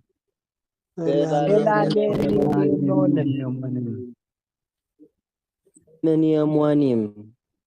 فيلالي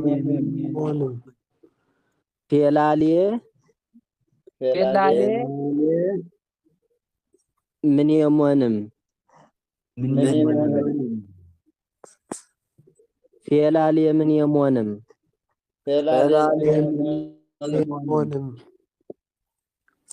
فوقنا ايفون طاوينا بزي حدا اللي شوعتهم بزي اللي سبرها موتي اللي قلت لك شمنتن نبابا كون شمنتيا ما كنت اصلا شوعتن تعين زل تعيد لي انت بطعم يبلوا نبابو ያው ናይ ተጣይ መወዳእታ ክንደይ ሸውዓተ ማለት ስለዚህ ሓዘዋ ያው ንምፍላጥ ንመጽሐፍ ሓደ ሓደ ትርጉም ተዘይኮን ንቕኔ ትኸውኒ ፌላል የምን የሞንም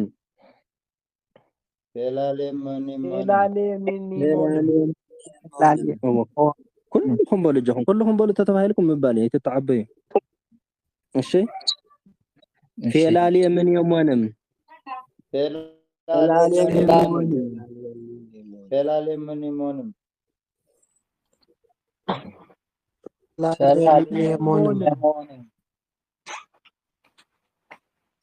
ፎቶኒ مبالي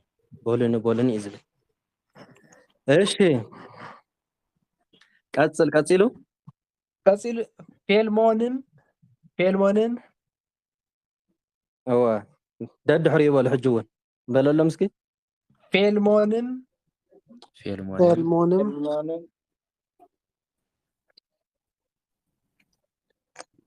ፊርሞንን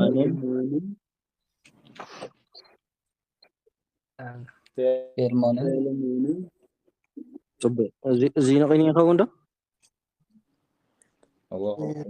هون نادي يخون እሺ هيرودس ሄሮድስ ንባብ እንታይ ማለት እዩ تطاع ነጣይ ማለት እዩ እሺ ኤልሳቤጥ ግደ በአዋጅ መሰረት ሞበላ አዎ ናብ እንትን ንኸይድ ማለት ናብ ሃተታ ንኸይድ በአዋጅ መሰረት ኤልሳቤጥ ሪኢኹም ኣብ ቦታ ሕጂ መፅያ ማለት እዩ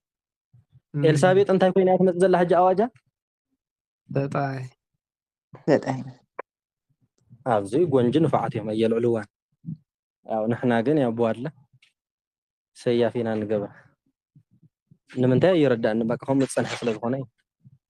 ስለዚ ንባብ ቤተክርስትያን ተጣጌሩ ክንብብ እንከሎ ክትመልስዎ ይብልኩም ኤልሳቤጥ ተጣጌሩ እንድሕር አንቢብዋ ፅቡቅ ገይሩ ዘንብባ ዘሎ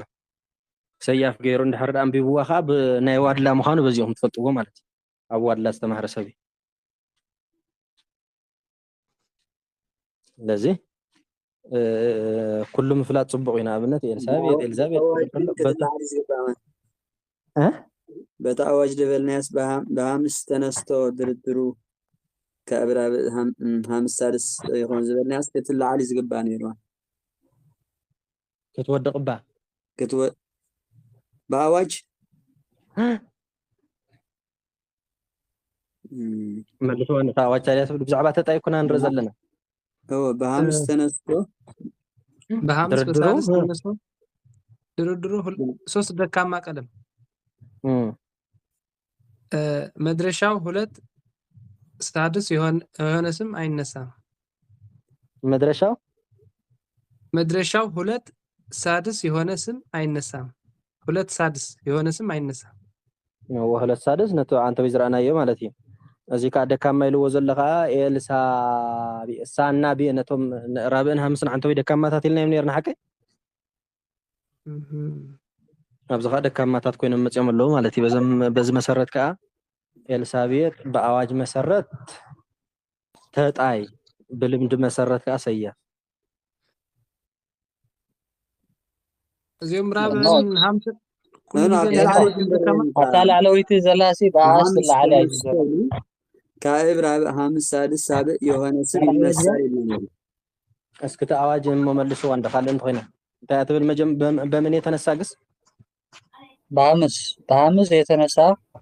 ድርድሩ ካዕብ ይሎሎ እሞ በኤልሳቤጥ ካዕብ ኮለም ወካዕብ የለን ራብ ግን አሎ ሃምስ ግን አሎ ሳድስ ግን አሎ ለዝወሎ ሳድስ ሳዝወሎ ራብ ቢኻ ሃምስ ማይቲ አሃ ተኸክል ሕጂ ደካማታት ኢልናዮም ዝነበረ አንተ ወይ መነመን ራብን ሃምስን ነው ስለዚ ንሳቶም ብሓንሳብ እንድሕር ኣመፅኦም ትንባብ ያው ድኽም ይዝብል ማለት ተጣይ ዝኸውን ሕጂ ነዛ ኤልሳቤጥ ተጣይ ዝገብርዋ ዘለዉ እኮ እዞም ሳን ቤን እዮም እቶም ደካማታት ፊደላት ማለት እዩ ወምስታ አዋጅ ግን ከም ተቃራኒ ሆናት ሰማያት ንእሽተይ ወዘላታ ትመስል ያው ብሓፈሻ ተቀያይሮም ተዝመፁ መሓሸ ነይሩ እንድሕርዳ ራብን ሃምስን ብሓንሳብ ኮይኖም መፅኦም ግን ማለት እዩ ደካማታት ስለ ዝኾኑ እዚኣቶም ክልቲኦም ትንባብ ናብ እንትን ይዛኣቱ ናብ ደካማ ይዛኣቱ ማለት እዩ ደካማ እዩ ዝኸውን ኤልዛቤል ንባዕሉ ኤልዛቤል እዮም ዝብልዎ ሓደ ሓደ በዋድላ ቤት ግን ኤልዛቤል ተባሂላ ተለሚዳ ኤልሳቤጥ ያው እዚ ግን ያው ገሊኦም እንትን ይገብሩ ዝከራኸር ዝኾነ ነገር ማለት እዩ ምፍላጥ እሞ ካብኡ ምስ ኩሉ ተሰማሚዕ ከምኻድ ማለት እዩ ቀፂላ ኢያቄም ኣው እቶም ደካማታት ቀለም ኣብዚ ከመነመን እዮም ዘለዉ ራብን ሃምስን ያን ኬን ማለት እዩ ይላል ካልእ በግዕዝ በራብዕ በሳድስ ተነስቶ ድርድሩ ራብዕ ሃምስ ሳድስ ሳብዕ የሆነ ስም ይነሳል። ካብቶም ድርድር ሰለስተ ተሪፎም ኣሎ መነመን እዮም ሳልስ ሸውዓተ ፊደላት ሳልስና ግዕዝና ካዕብ ግዕዝ ኣሎ ግዕዝ ካዕብ ሳልስ ማለት እዩ እቶም ቀዳሞት ሰለስተ ራብዕ ሓምስ ሳድስ ራብዕ ካዕብ ሓምስ ሳድስ ሳቶም እዮም እሺ በግዕዝ በራብዕ በሳድስ ተነስቶ ከውፅል ድርድሩ ራብዕ ሐምስ ሳድስ ሳብዕ የሆነ ስም ይነሳል ሲነገር ጊያዝ ካብቶም ድርድር ተባሂሎም ዘለዉ ኩላቶም ፊደላት ካብቶም ዕዱማት ማለት ኣርባዕተ እዮም ዕዱማት ነይሮም ክንደይ መፂ ኣሎ እያ ራብዕ መፂ ኣሎ ሓደ ራብዕ መፂ ኣሎ ማለት እሺ ብርያል ብርያል ብርያል ብርያል ከምዛ ናይ ቀዳመይቲ ብርያል ኣብዚ ዘይተዓደመ ፊደል ኣለና ደ ይብልና የለን ካብቶም ዕዱማት ክንደይ መፂኦም ኣለዉ ክልተ ማለት እዩ ፅቡቅ ብልዮስ ብልዮስ ብልዮስ ዳ ኣይ ፅቡቅ ኢኻ ዘለካ እታ ቀዳመይቲ ብልዮስ ካብዚኦም ኩሎም ዕዱማት ድዮም ዋላ ዘይተዓደመ ኣለና ዕዱማት እዮም ዕዱማት እዮም ማለት እዩ ግዮን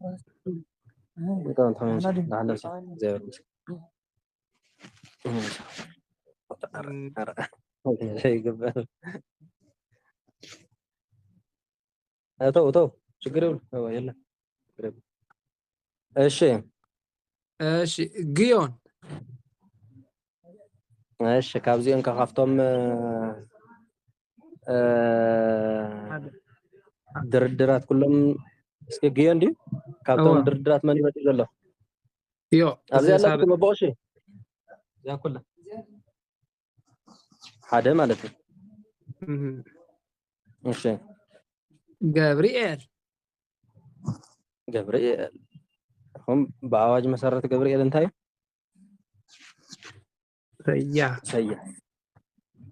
ሰያፍ ምክንያቱ ካብቶም ድርድር ንብሎም ዘለና ቀለማት ክንደይ ኣለዎ ኣብዚ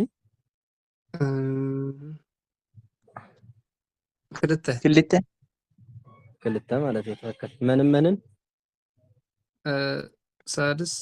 ሐምስ ሳድስን ሐምስን ማለት እዩ ፅቡቅ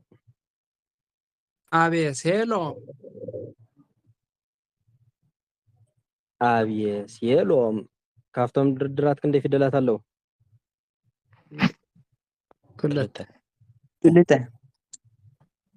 ክልተ መንመንን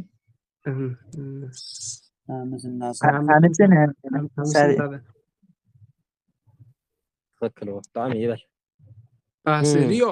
ባስልዮስ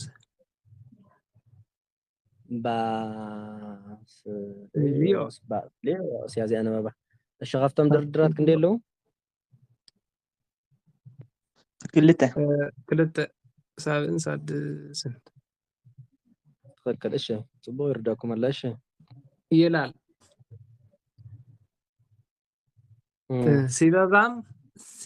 ሲበዛም ከማሁ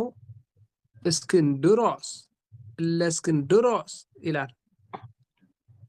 እስክንድሮስ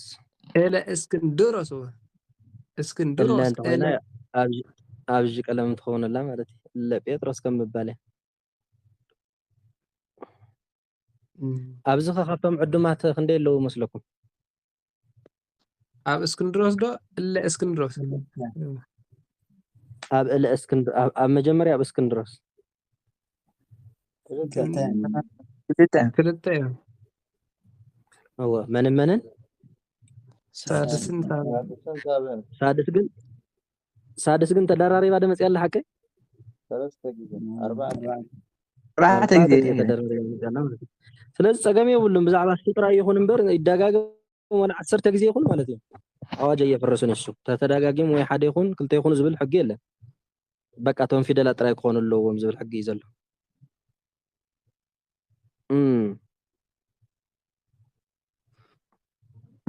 ኣብ ኩሉ ላዕሊ ኣብዛ መምህር በቃሉ ፅሒፍዋ ዘለ ከባብ ያው እታ ፅብቕቲ እዚኣ እያ ካልእ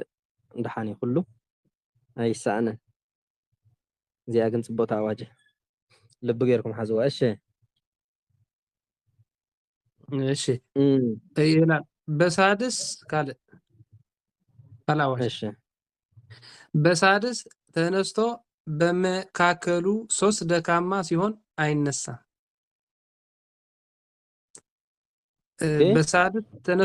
በሳድስ ተነስቶ በመካከሉ 3 ደካማ ሲሆን አይነሳም። እሺ ማንዩ ሲነገር እግዚአብሔር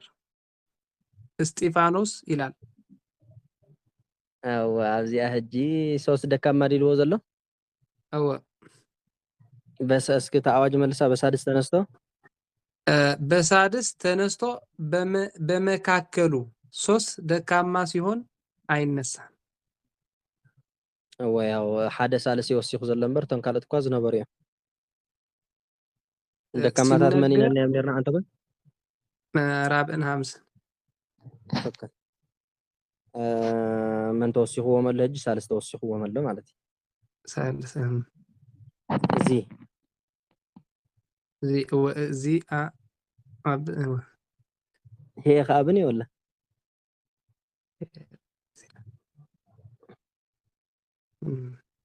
زي هذه እስጢፋኖስ ይላል እስጢፋኖስ እንታይ ንባቡ ወይ ተጣይ ማለት ተጣይ ደካማ ቀለሙኸ ሳልስን ታጢ ተድክማላ ምሳቅ ራብዕን ሓምስን ኣብ ዘሎ ኮይነት ሓምስ ኣብ የለዲ ኖ የለን ኣብዚኣ ደካማታት ዝበሃላ ዘለዋ መን እየ ሳልስን ራብዕን ሳልስን ራብዕን ማለት ትፈክልዎ ሳልስን ራብዕን أنا العلوم من أين استيفانوس مش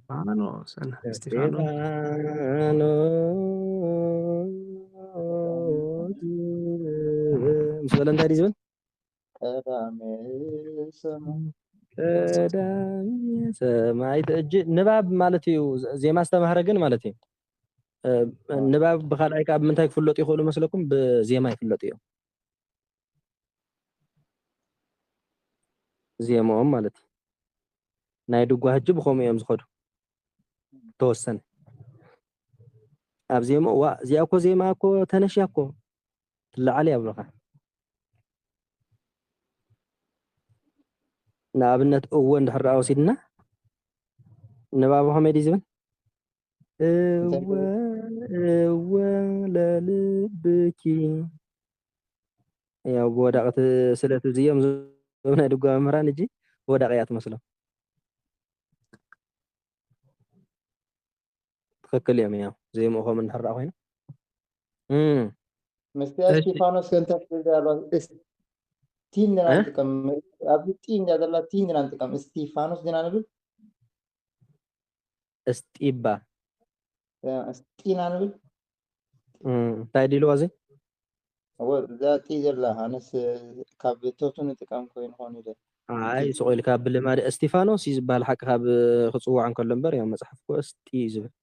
እስጢፋኖስ እሺ አንተ ጢን ግን ተዋራረስተ ፊደላት አለው የመብግዕዝ ካ ናይጠ ፊደልን ማለት እዩ ብዙሕ ዘመሳሰል ኣለዎ ዋላ ግሶም ክገርመኩም ማለት እዩ ከምዚ عن مالتكم خون በቃ ረዚኦም درجة حادي مكة نايتن قسي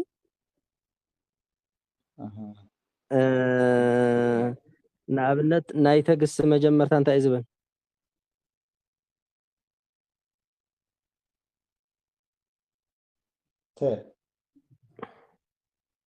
هاتا تدي او تقسم سراهم طب النا بزوف زي ما ساسل لهم بقى طعم ብዙሕ ዘመሳሰለ ላግሶም ማለት ተወራረስቲ እዮም። እሺ እሺ ፍጹም ሳድስ ሲሆን አይነሳም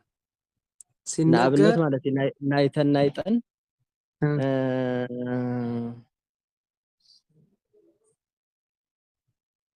ካልእ ዝመሳሰሉ ፊደላት እስክምፁ መጨረሻው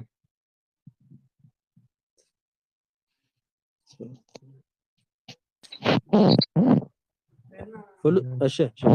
ፍሉጥ እዩ ፍሉጥ ንኣብነት እንዲያውም ዞም ኣምቸታት ፍሉጥ ድዩ ገለ ክብሉካ ክእሉ እዮም ፍሉጥ ስለዘይክእሉ ኣፅቢ ገይሮም ማለት እና ብዙሕ ዘመሳሰሉ ኣለዎ ብሓፈሻ ሕጂ እቶም ቃላት ኣይመፁን እምበር ከም ዝመሳሰሉ ሕዝቦም ብስም ፍሉጣና ከዓ ትርእይዎም። እሺ ፍጹም ሳድስ ሲሆን አይነሳም ሲነገር እስክንድር ግብፅ ቅምር ይላል። እወ እንደገና ብፍላይ ናይ ሃገር ስም እንድሕር ኮይና ኣዋጅ በጋብር ኢና ነርና መስለን ፍጹም ሳድስ ዝኾነ ኩሉ ፊደል ማለት ዋላ ሓንቲ ሕዋስ እንድሕር ዘይሃልይዎ አይነሳም እንታይ ማለት እዩ? ተጣይ ዝኸውን እሺ ካልእ ዋላ ሓንቲ ዘይተሓወሶ ማለት እዩ። እንታይ ይባሃል? ፀብሕኻ እንታይ ዝመቶ ፀብሕኻ ጨው እዩ ዝመቶ ድዩ ዝባሃል ነገርካ ንጉስ ዳኛ ኣይመጉቶ ኣይመጉተዋ ፀብሕኻ ድማ እንታይ ኢልና ነርና ጨው እዩ ዝመቶ በቃ ጨው እንድሕር ዘሚት ወስቲ ፀብሒ ክዕረ ይኽእል ንሓቀ በቃ እዚኣ ዋላ ሓንቲ ሕዋስ ተዘይሃልያታ ሳድስ ጥራይ እንድሕር ዘሚታታ ነታ ንባብ ማለት እዩ ንባባ እንታይ ትኸውነላ ፍጹም ተጣያ ዝኸውን ብፍላይ ናይ ሃገር ስም ኮይኑ ከዓ ማለት እዩ ናይ ሃገር ስም ኮይኑ ከም በዓል ህንድ ዝኣመሰለ ከም በዓል ግብፅ ዝኣመሰለ ከም በዓል ምስር ዝኣመሰለ እዚኣቶም እንታይ ኢልና እዮም ነርና ፅር ዝኣመሰለ ግእዝ ገበር ግእዝ ይቕየሩ ማለት እዩ ካብ ዝወፃእ ካልእ ናይ ሃገር ስም ግን ኩሉ ንምንታይ ይኽእል ግእዝ ገቢርን ተገብሮ ንገቢርን ተገብሮን ይኽእል ማለት እዩ ካልእ ኣዋጅ ከዓ እዚኣ እያ ያው ፍጹም ሳድስ ኮይኑ ናይ ሃገር ስም እንተኮይኑ ብገቢር ግዜ ናብ ግእዝ ይቕየር ያው ካልእ ፊደል ማእኸላ ዝኾነ ፊደል ወይ ራብእ ወይ ከዓ ሕውስ ዝበለት ሃገር እንድሕር ኮይና ግን በቃ ንገቢር ንተገብሮ ትኽእል ንባባ ከዓ ያው ናይ ሃገር ስም ይኹን ናይ ካልእ ስም ይኹን ብዘይገድስ ኩለን ሳድስ እንድሕር ዘሚታታ ነታ ንባብ እታ ንባባ እንታይ እያ ትኸውን ተጣያ ትኸውን ማለት እዩ።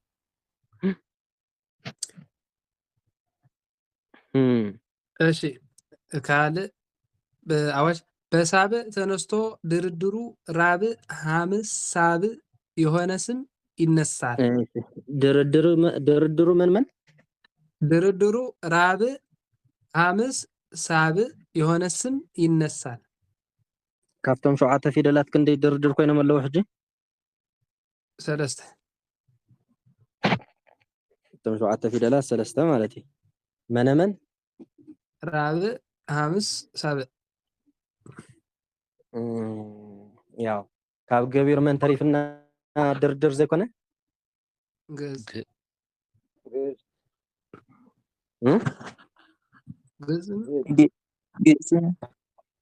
ግእዝ ማለት እዩ ግእዝ ተሪፍና ትኽክል። እሺ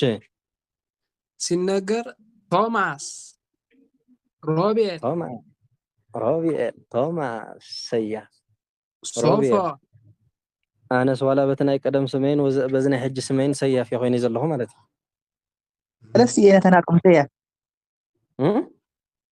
ብሰለስቲ ሰሎሞን ወላ ባጎር ገለ ሰያፍ ኩሉ ዋላ ባጎር ሰያፍ ዶ ኣብ ቅኔ ገለስ ኩሉ ሰያፍ ሆነካ ናትካስ ከምኡ እንዳኣላ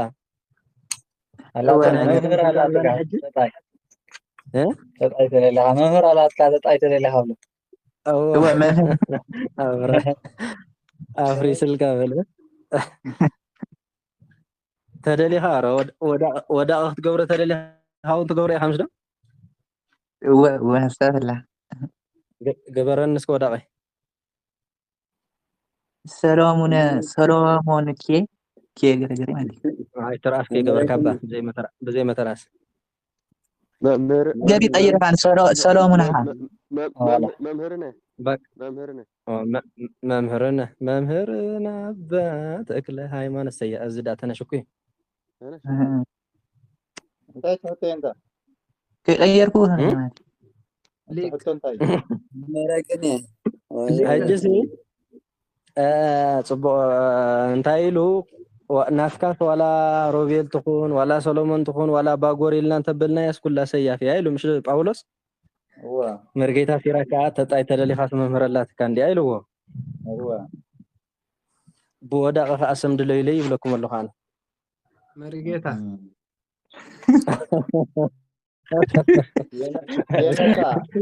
የነታ መባዓል እሱ ደግሞ ያው ትግርኛ አምሓርኛ እንደዚህ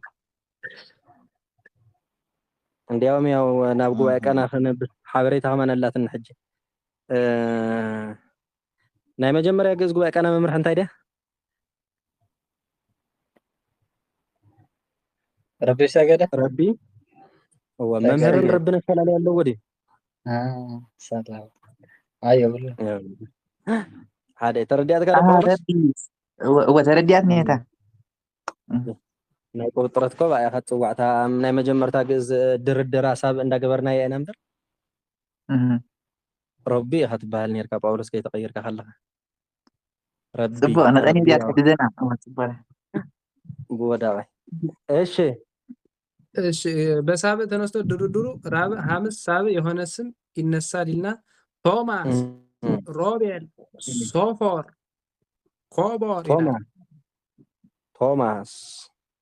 ሶፎር ሮቤል እዚኣቶም ኩሎም ሰያፍ እዮም እሺ ካደ አዋጅ ጋ በሳብ ተነስቶ የመድረሻው ኋላ ሳልስ ሲሆን አይነሳም በመድረሻው ኋላ ማለት ቅድምት መወዳእታ ፊደል ምሸሎ ቅድሚኡ ዘሎ ፊደል ማለት ብድሕሪኡ እውን ይባሃል ቅድሚኡ እውን ይባሃል ንኣብነት እሺ ወደ ሶኒ ቅድሚ ሰሉስ ዲያ ወይስ ድሕሪ ሰሉስ ያ ቅድሚ ሰሉስ ባ ድሕራን ቅድሚ ሰሉስ ቅድሚ ሰሉስ እምበር ሶኒ ቅድሚ ሰሉስ እምበር እንታ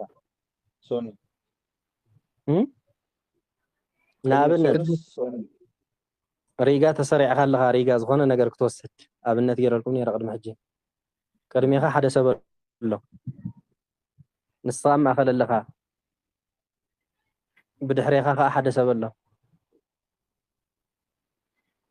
ተረዲኹነ ሶሉስ ረቡዕ ሓሙስ እመበሉ ሶሉስ ረቡዕ ሓሙስ ኣብ ማእኸል ሶሉስን ሓሙስን መን ኣላ ረቡዕ ስለዚ ሶሉስ ንረቡዕ እንታይ እያ ቅድሚያ ድያ ዘላ ወላ ድሕሪያ ቅድማ كلتي انت كدما دهران دحر سولس كدم ربع انا دحر سوني كدم ربع ايش انت ماني لكم ما ناي ربع سولس تقدم ام قدمي عليها زله ولا دحريا كدما ابا كلتي ትክክለኛ መልስና ኣብ ካልኣይ ንኸይድ ንዛ መርጌታ ሲራክ ዝብሎ ዘለይ ረእይዎ እንዶ ንኣብነት ንሳ ቅድሚያ እንድሕር ዳ ኢልኩም እሲ ሓሙስ እጂ ቅድሚ ረቡዕ ድያ ዘላ ወላ ድሕሪ ረቡዕ ቅድማ እንድሕራ እጂ ንዝመፅእ ዘለዎ ሓሙስ ተኮይና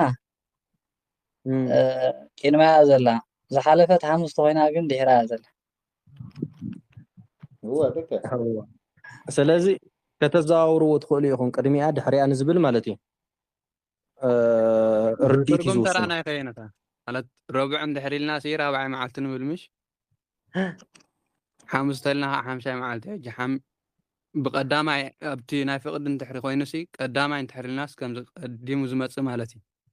ብቁፅር እንዶ ንኸይደ ሽግር ዘለዎ ይኮነን ግልፂ ንኸውን ቁፅሪ 4 ስነ ቁፅሪ 5 ቅድሚኣ ድያ ዘላ ወላ ድሕሪኣ ቅድሚ ኣላ ንብላም ቅድሚ ኣላ ድሕሪ ኣለኻ ክንብል ንኽእል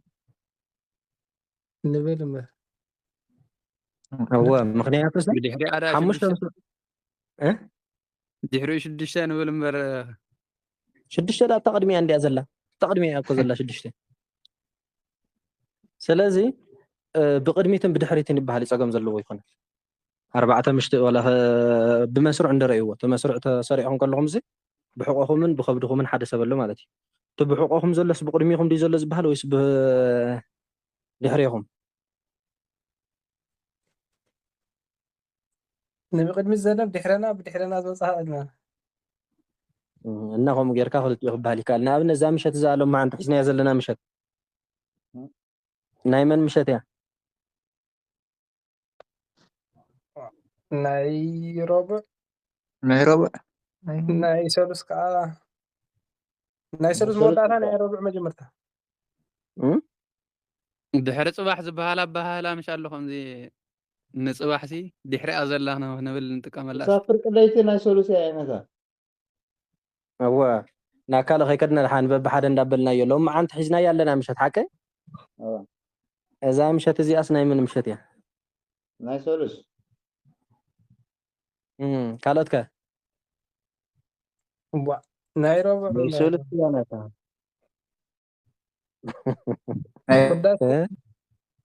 ናይ ሰርክ ዝኾነ ሕጂ ውዳሴ ማርያም ትገብር ከለካ ናይ ረቡዕ ትገብር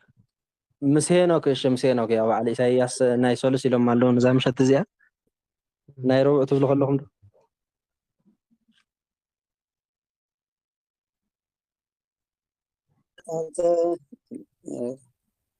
أبزاس ساعات زي حاجة توليدو سب جحن ميت جحن توليدو تلناس ما اسمع قلت ما توليدو تلكاس سوليس هاتبل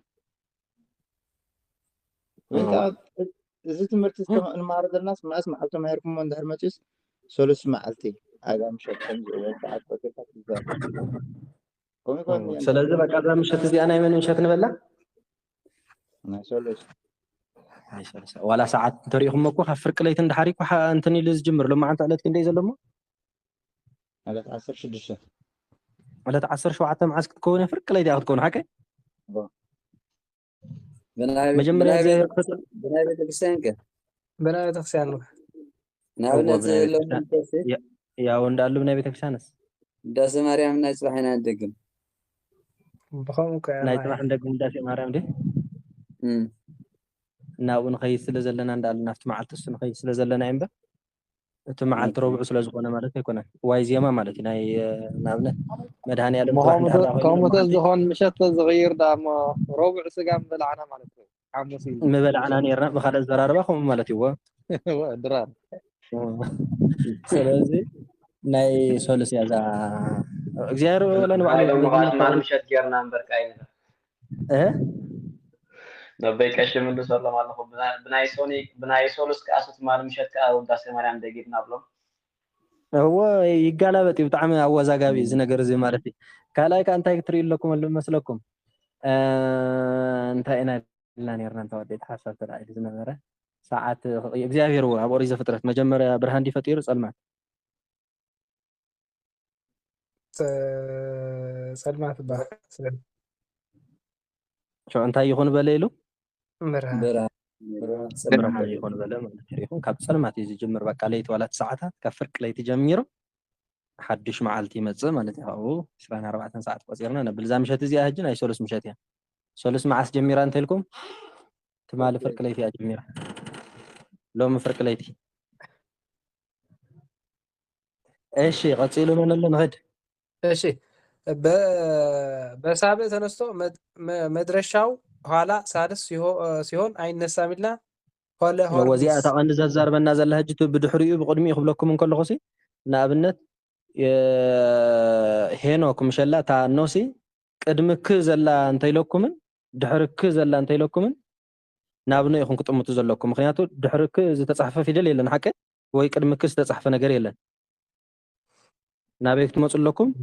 እንድሕር ዳ ሄኖክስ እንድሕር ዳ ኢላ ንቅድሚ ክ ዘላ እንተይለኩም ንክድ ይዝብል ዘሎ ወላ ንሰ ይዝብል ዘሎ ክትብሉ ትኽእሉ ኢኹም ካልእ ፊደል እንድሕር ዳ ዘይሃልዩ ካብ ክወፃእ ግን ናብታ ኖ ትብል ፊደል ኢኹም ትመፁ ማለት እዩ ቅድሚያ እንተበልክኹም እውን ንስታ እያ መግለፂ ዘራርባ እዩ ዝውስኖ ድሕሪያ እንተበልክኹም እውን ንስታ እያ እሺ ሆሌ ሆርኒስ ይላል በሳብዕ ተነስቶ የመድረሻው ኋላ ሳልስ ሲሆን አይነሳም። ሲነገር ደግሞ ሆርኒስ ይላል። ወላ ሆርኒስ ማለት ካፍቶም ድርድር ክንደይ ቀለማት መጽኦም ኣለዎ ኣብዚ ሕጂ ሲሆን ሳልስ እኔ መጽሎ ሆሎፎርኒስ ክንደይ መጽኦም ካብቶም ድርድራት ዘይተዓደሙ ከለውና ድዮም ድርድር አይበለን ድለው እንታ ድርድር አይኮነ በሳብዕ ተነስቶ የመድረሻው ኋላ ሳልስ ሲሆን አይነሳም። ያታ አዋጅ ካለ አዋጅ ዳ በሳብዕ ተነስቶ የመድረሻው ኋላ ሳልስ ሲሆን አይነሳም። ሳልስ ይልዎ ዘሎ ንኒ ማለት እዩ። እሺ ካለ አዋጅ ሁለት ቀለም ሆኖ የሆነ ስም አይነሳም። እንታይ ኮይኑ ዘይለዓል እዚኣ መለሰ እጂ በላሕቶም ኳንኩም እዚኣ ትፍለጡ ሰያፍ ካብ ሰለስተ ይጅምር ይበልዎ ሰያፍ ካብ ሰለስተ ስለ ዝጅምር ማለት ነው። በጣም ሁለት ቀለም ሆኖ ስም አይነሳም። ሁለት ቀለም የሆነ ስም አይነሳም ሲነገር ቡዝ፣ ቴም፣ ካም፣ ኖብ፣ ኖህ ይላል። ትክክል መሊስኩም አይኹም ያው ክልተ ሰያፍ ስለዘየለ ማለት ነው። እሺ እዚ ከዓ ካለ አዋጅ ጋር መጨረሻው ራብዕ፣ ካዕብ፣ ሳልስ፣ ሐምስ፣ ሳብዕ የሆነ ስም አይነሳም። አስተውል፣ ጠንቅቅ። ወስተውዕሉ ጠንቅቁ። መምህር ንእሽተይ እዩ ዝምህር ተምሃረ ግን ብዙሕ እዩ ዝመራመር ማለት እዩ። መምህር መንገዲ የርኢ ተምሃረ ከዓ ባዕሉ ይጓዓዝ። መምህር አቅጣጫ ይሕብር ሓበሬታ ከዓ ባዕልኻ ምፅናዕ ማለት እዩ። ፅቡቅ ጌርኩም መላለስዎ። እሺ ኣብዚኣስ ግእዝ ኣይጠቐሰን ዘሎ ክንውስኾ ዶ ግእዝ ክንውስኾ ዶ ምክንያቱ መጨረሻው ራብዕ፣ ሳልስ፣ ሐምስ፣ ሳብዕ የሆነ ስም አይነሳም ይልዎ። ካዕብ ማለት ክልተ ፊደል ዝኾነ ድዩ ማለት ሕጂ እሲ ብግእዝ ዝውድእ ስም ኣይረኣናን ዘለና እሞ ንግእዝ እሲ ኣብዚ ክንውስኾ ዶ ማለት እዩ። እዋ ሕጂ ሕቶ ከምፀልኩም እንዳሓሰብኩ እየ ካብዞም ሕጂ ብዛዕባ ሰያፍን ተጣይን ዲና ክንርኢ ምሲና ሓቂ ካብ ዝወፃእ ዘሎ ንባብካ እንታይ ተባሂሉ ይፅዋዕ? ተነሽ ወይ ወዳቕ ወይ ተነሽ ወይ ማን ወይ ተነሽ ወይ ወዳቕ ሓቂ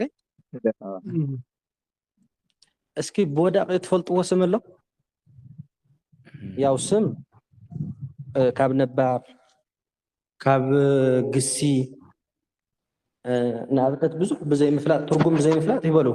ንሓደ ኪሩቤል ዝበሃል ስም ሰሚዕኩም ትፈልጡ ዶ? ኪሩቤል እንታይ ክትከውን ነይሩ? ኪሩብ ሕጂ ኪሩቤል ማለት ብዙሓት መላእክቲ ማለት እዩ። ተረዲኹም? ሄራን ትበሃል ጓል ከሰሚዕኩም ትፈልጡ ዶ? ሄራን ግን ብዙሓት እዮም ከኣን ምፍላጥ ማለት እዩ። ተረዲኹኒ? ተሄሮ ካብ ዝብል እንዲ ዝወፅእ ስለዚ ስም እንታይ ክብለኩም ደልየ ካብ ግሲ ክወፅእ ይኽእል እዩ ካብ ነባር እውን ክወፅእ ይኽእል እዩ። ስለዚ ካብ ክልቲኦም ክወፅእ ዝኽእል እንድሕር ደኣ ኮይኑ ስም ኣብ ኣርባዕተ ይኽፈል ማለት እዩ። ኣብ ተነሽ፣ ኣብ ተጣይ፣ ኣብ ወዳቕ፣ ብሰያፍ። ብተነሽን ብተጣይን ብሰያፍን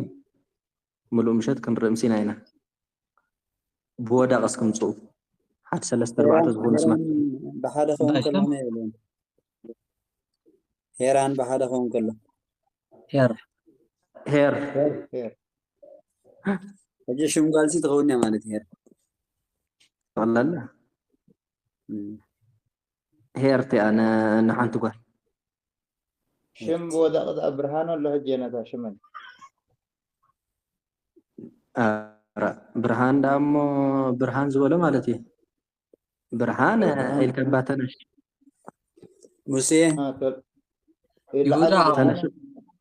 ዋ ብርሃን ዝበሎ እስክና ገቢር ቀይሮ ከምቲ ጌርና ጣወም እሺ ብርሃን ሳድስ ንግስ ነፀረ ብርሃን እንዲኻ ትብል ብርሃንን ኣየ ብልማድ ሰቂሉ ብርሃን ስለዝተብል ፊሊሞና هو فيليمونا نوعله يا وداق ማለት ትክክል ካልእ ሳራ ሳራ ሙሴ ኢያሱ ዝራ ሳራ ንባዕላ ወዳቂት እያ ኣባና ክቶም ፅዋ ትኽእሉ ኢኹም ብቕኒ ክንጥቀመላ ንኽእል ኢና ብትግርኛ ማለት እዩ ፀያፍ ኣይኮነትን ምናልባት ፀያፍ በምሓርኛ ፀያፍ ኣለዎ እዩ ባና ግን ክግበር ይኽእል እዩ ፀገም የብሉን ምናሴ ፅቡቕ ብጣዕሚ ምናሴ ንባዕሉ ወዳቂ ስላሴ ይሁዳ ኸ ይሁዳ ንባዕሉ ወዳቂ እዩ ስላሴ ስላሴ ንባዕሎም ወዳቕቲ እዮም ሙሴ ፈጣሪ ብዙሓት ሓፈሻ ሪኢኹም ይሁዳ ኢልና ስም ክነውፅኡ ንኽእል ንኽእልን ኣይንኽእልን ከመይ ጌርካ ክተውፅኦ ወዲ ቀደም ይከኣል ነይሩ ሕጂ ግን ይከኣልን ኣበላሽዎ ማለት ይሁዳ ሽመርሕ ጧፍ የብርህ እኳ ተባህለ ቀደም እኮ ይሁዳ ምባል ያው ኣብ እስራኤል ክሳብ ሕጂ ይፅውዕሉ ይህሉ ይኾኑ እዮም ፍሉጥ እዩ ማርያም ኢልና ከስም ከነውፅእ ንኽእል ዶ ኣብዚ ዳ መዓት ይሁዳ ኣለዉ ኣለዉ ኣይሁዳውያን ስለዚ ይሁዳ ክንብል ከለና መን ስለ ዝረኣየና ኢና ንፈርሕ ይሁዳት ንጎይታ ዝሸጡ ሓቀ እምበር ትርጉሙ ሕማቕ ስለ ዝኾነ ማለት ኣይኮነን ይሁዳ ማለት እንታይ ማለት ዲ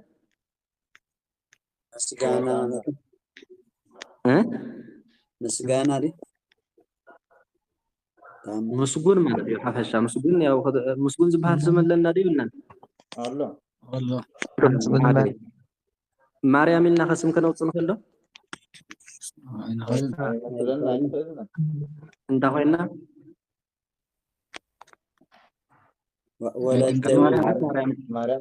مريم أدي يوحنا نيرا مريم مجدلاويت نيرا مريم أنت أفرت نيرا وزحت مريم نيرا حكي هو هدي تاوينا مريم لنا زين وصل جونكم بزحت الله عينتا أبانا إنزل الله أمبر أب أيهودين ولا بي أبزي عدد طريقة ماريا قال ملز بحالس ماس بزحت إنزل الله أبزي مريم تي أدمم صغير مبر تسمك محمد كوين كوي كنا نوصل بزلنا أنت خوينا أنا زين وصعبت مخنياتي نحن أتزلنا مبر كم مريم زعبي كم مريم زعم سميل ناسي كان خبري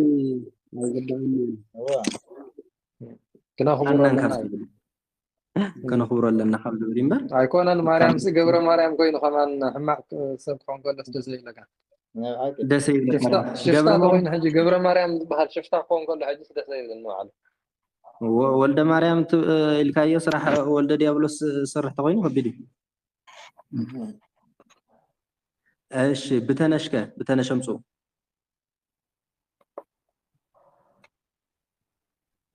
ابزي وحل تبل وزي اسكجو بتنش ناي سوسم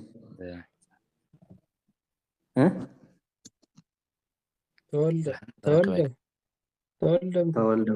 تولد طعمي بالكالة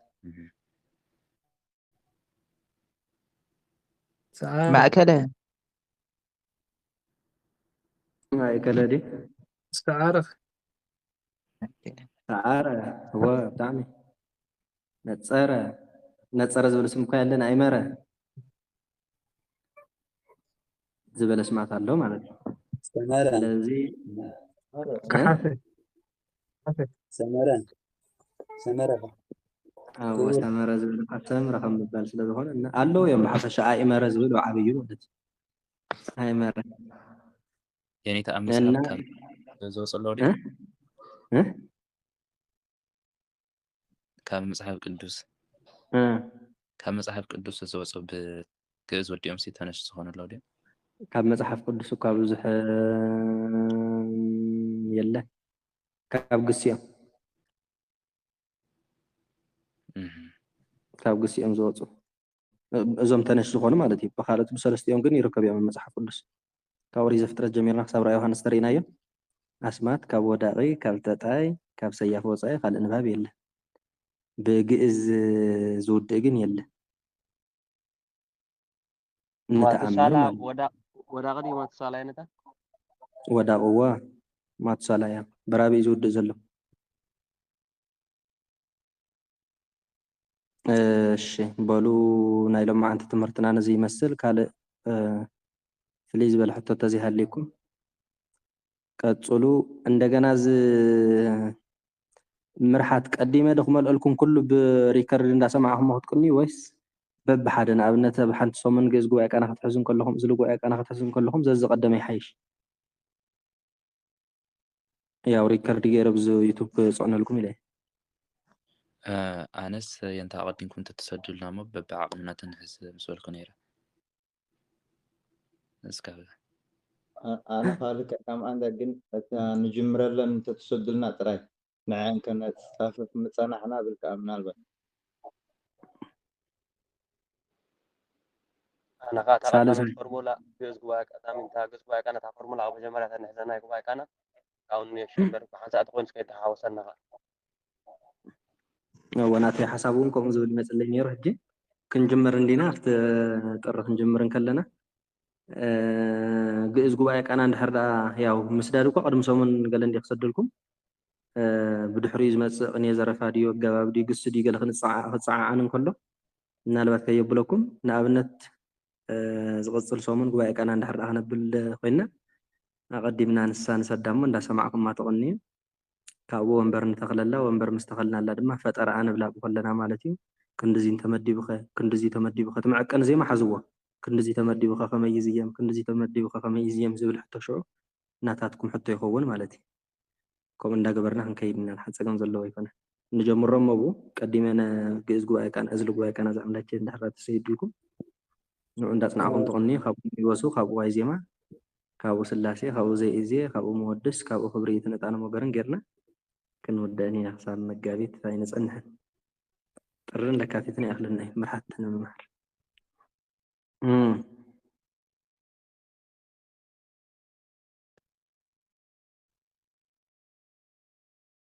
ዝኾነ ዓይነት ሕቶ እንተዘይሃሊ ያው ጸሎት ንግበር ናይ ቅፅላ ሰዓት ካ ከይሕዘኩም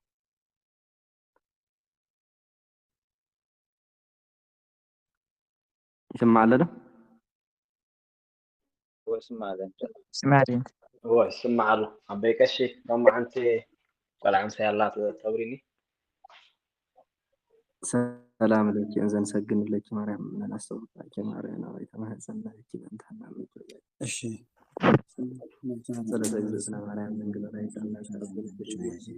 كلكم بلو ميت قريتكم كتاغم بحدش ندقم تميت كفيتكم سلام عليكم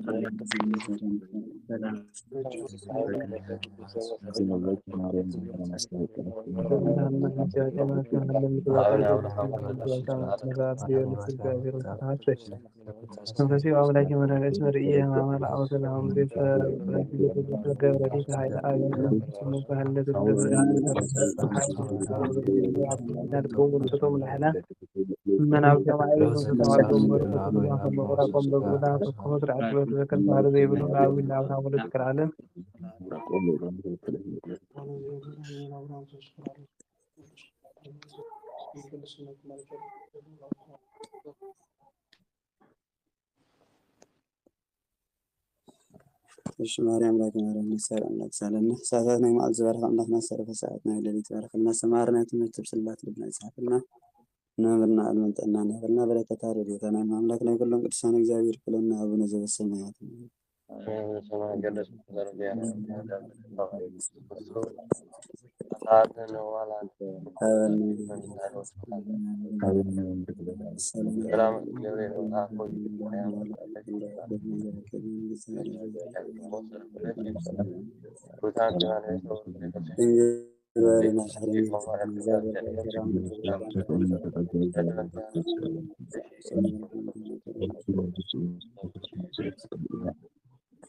እግዚእነ አምላክነ መድኃኒነ ኢየሱስ ክርስቶስ ካህን ሊቀ ካህናት ሰሪያት ወደምሳሴ አበዛ ስልጣነ ዘወሃቦሙ ለአበዊነ ሐዋርያት አቡየ ካህናት አህዌ ዲያቆናት አበርቱ አመታዊ ህፃናት ኩንብታይነ ነጽሐነ ድልዋነ ለመንፈስ ማር እግዚኦ መሐረነ ክርስቶስ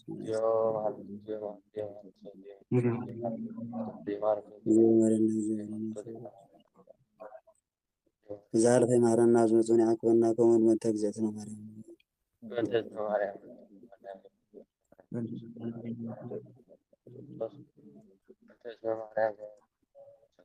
عند بجاتنا على سبيل تسريب تعداد كل شيء مسرد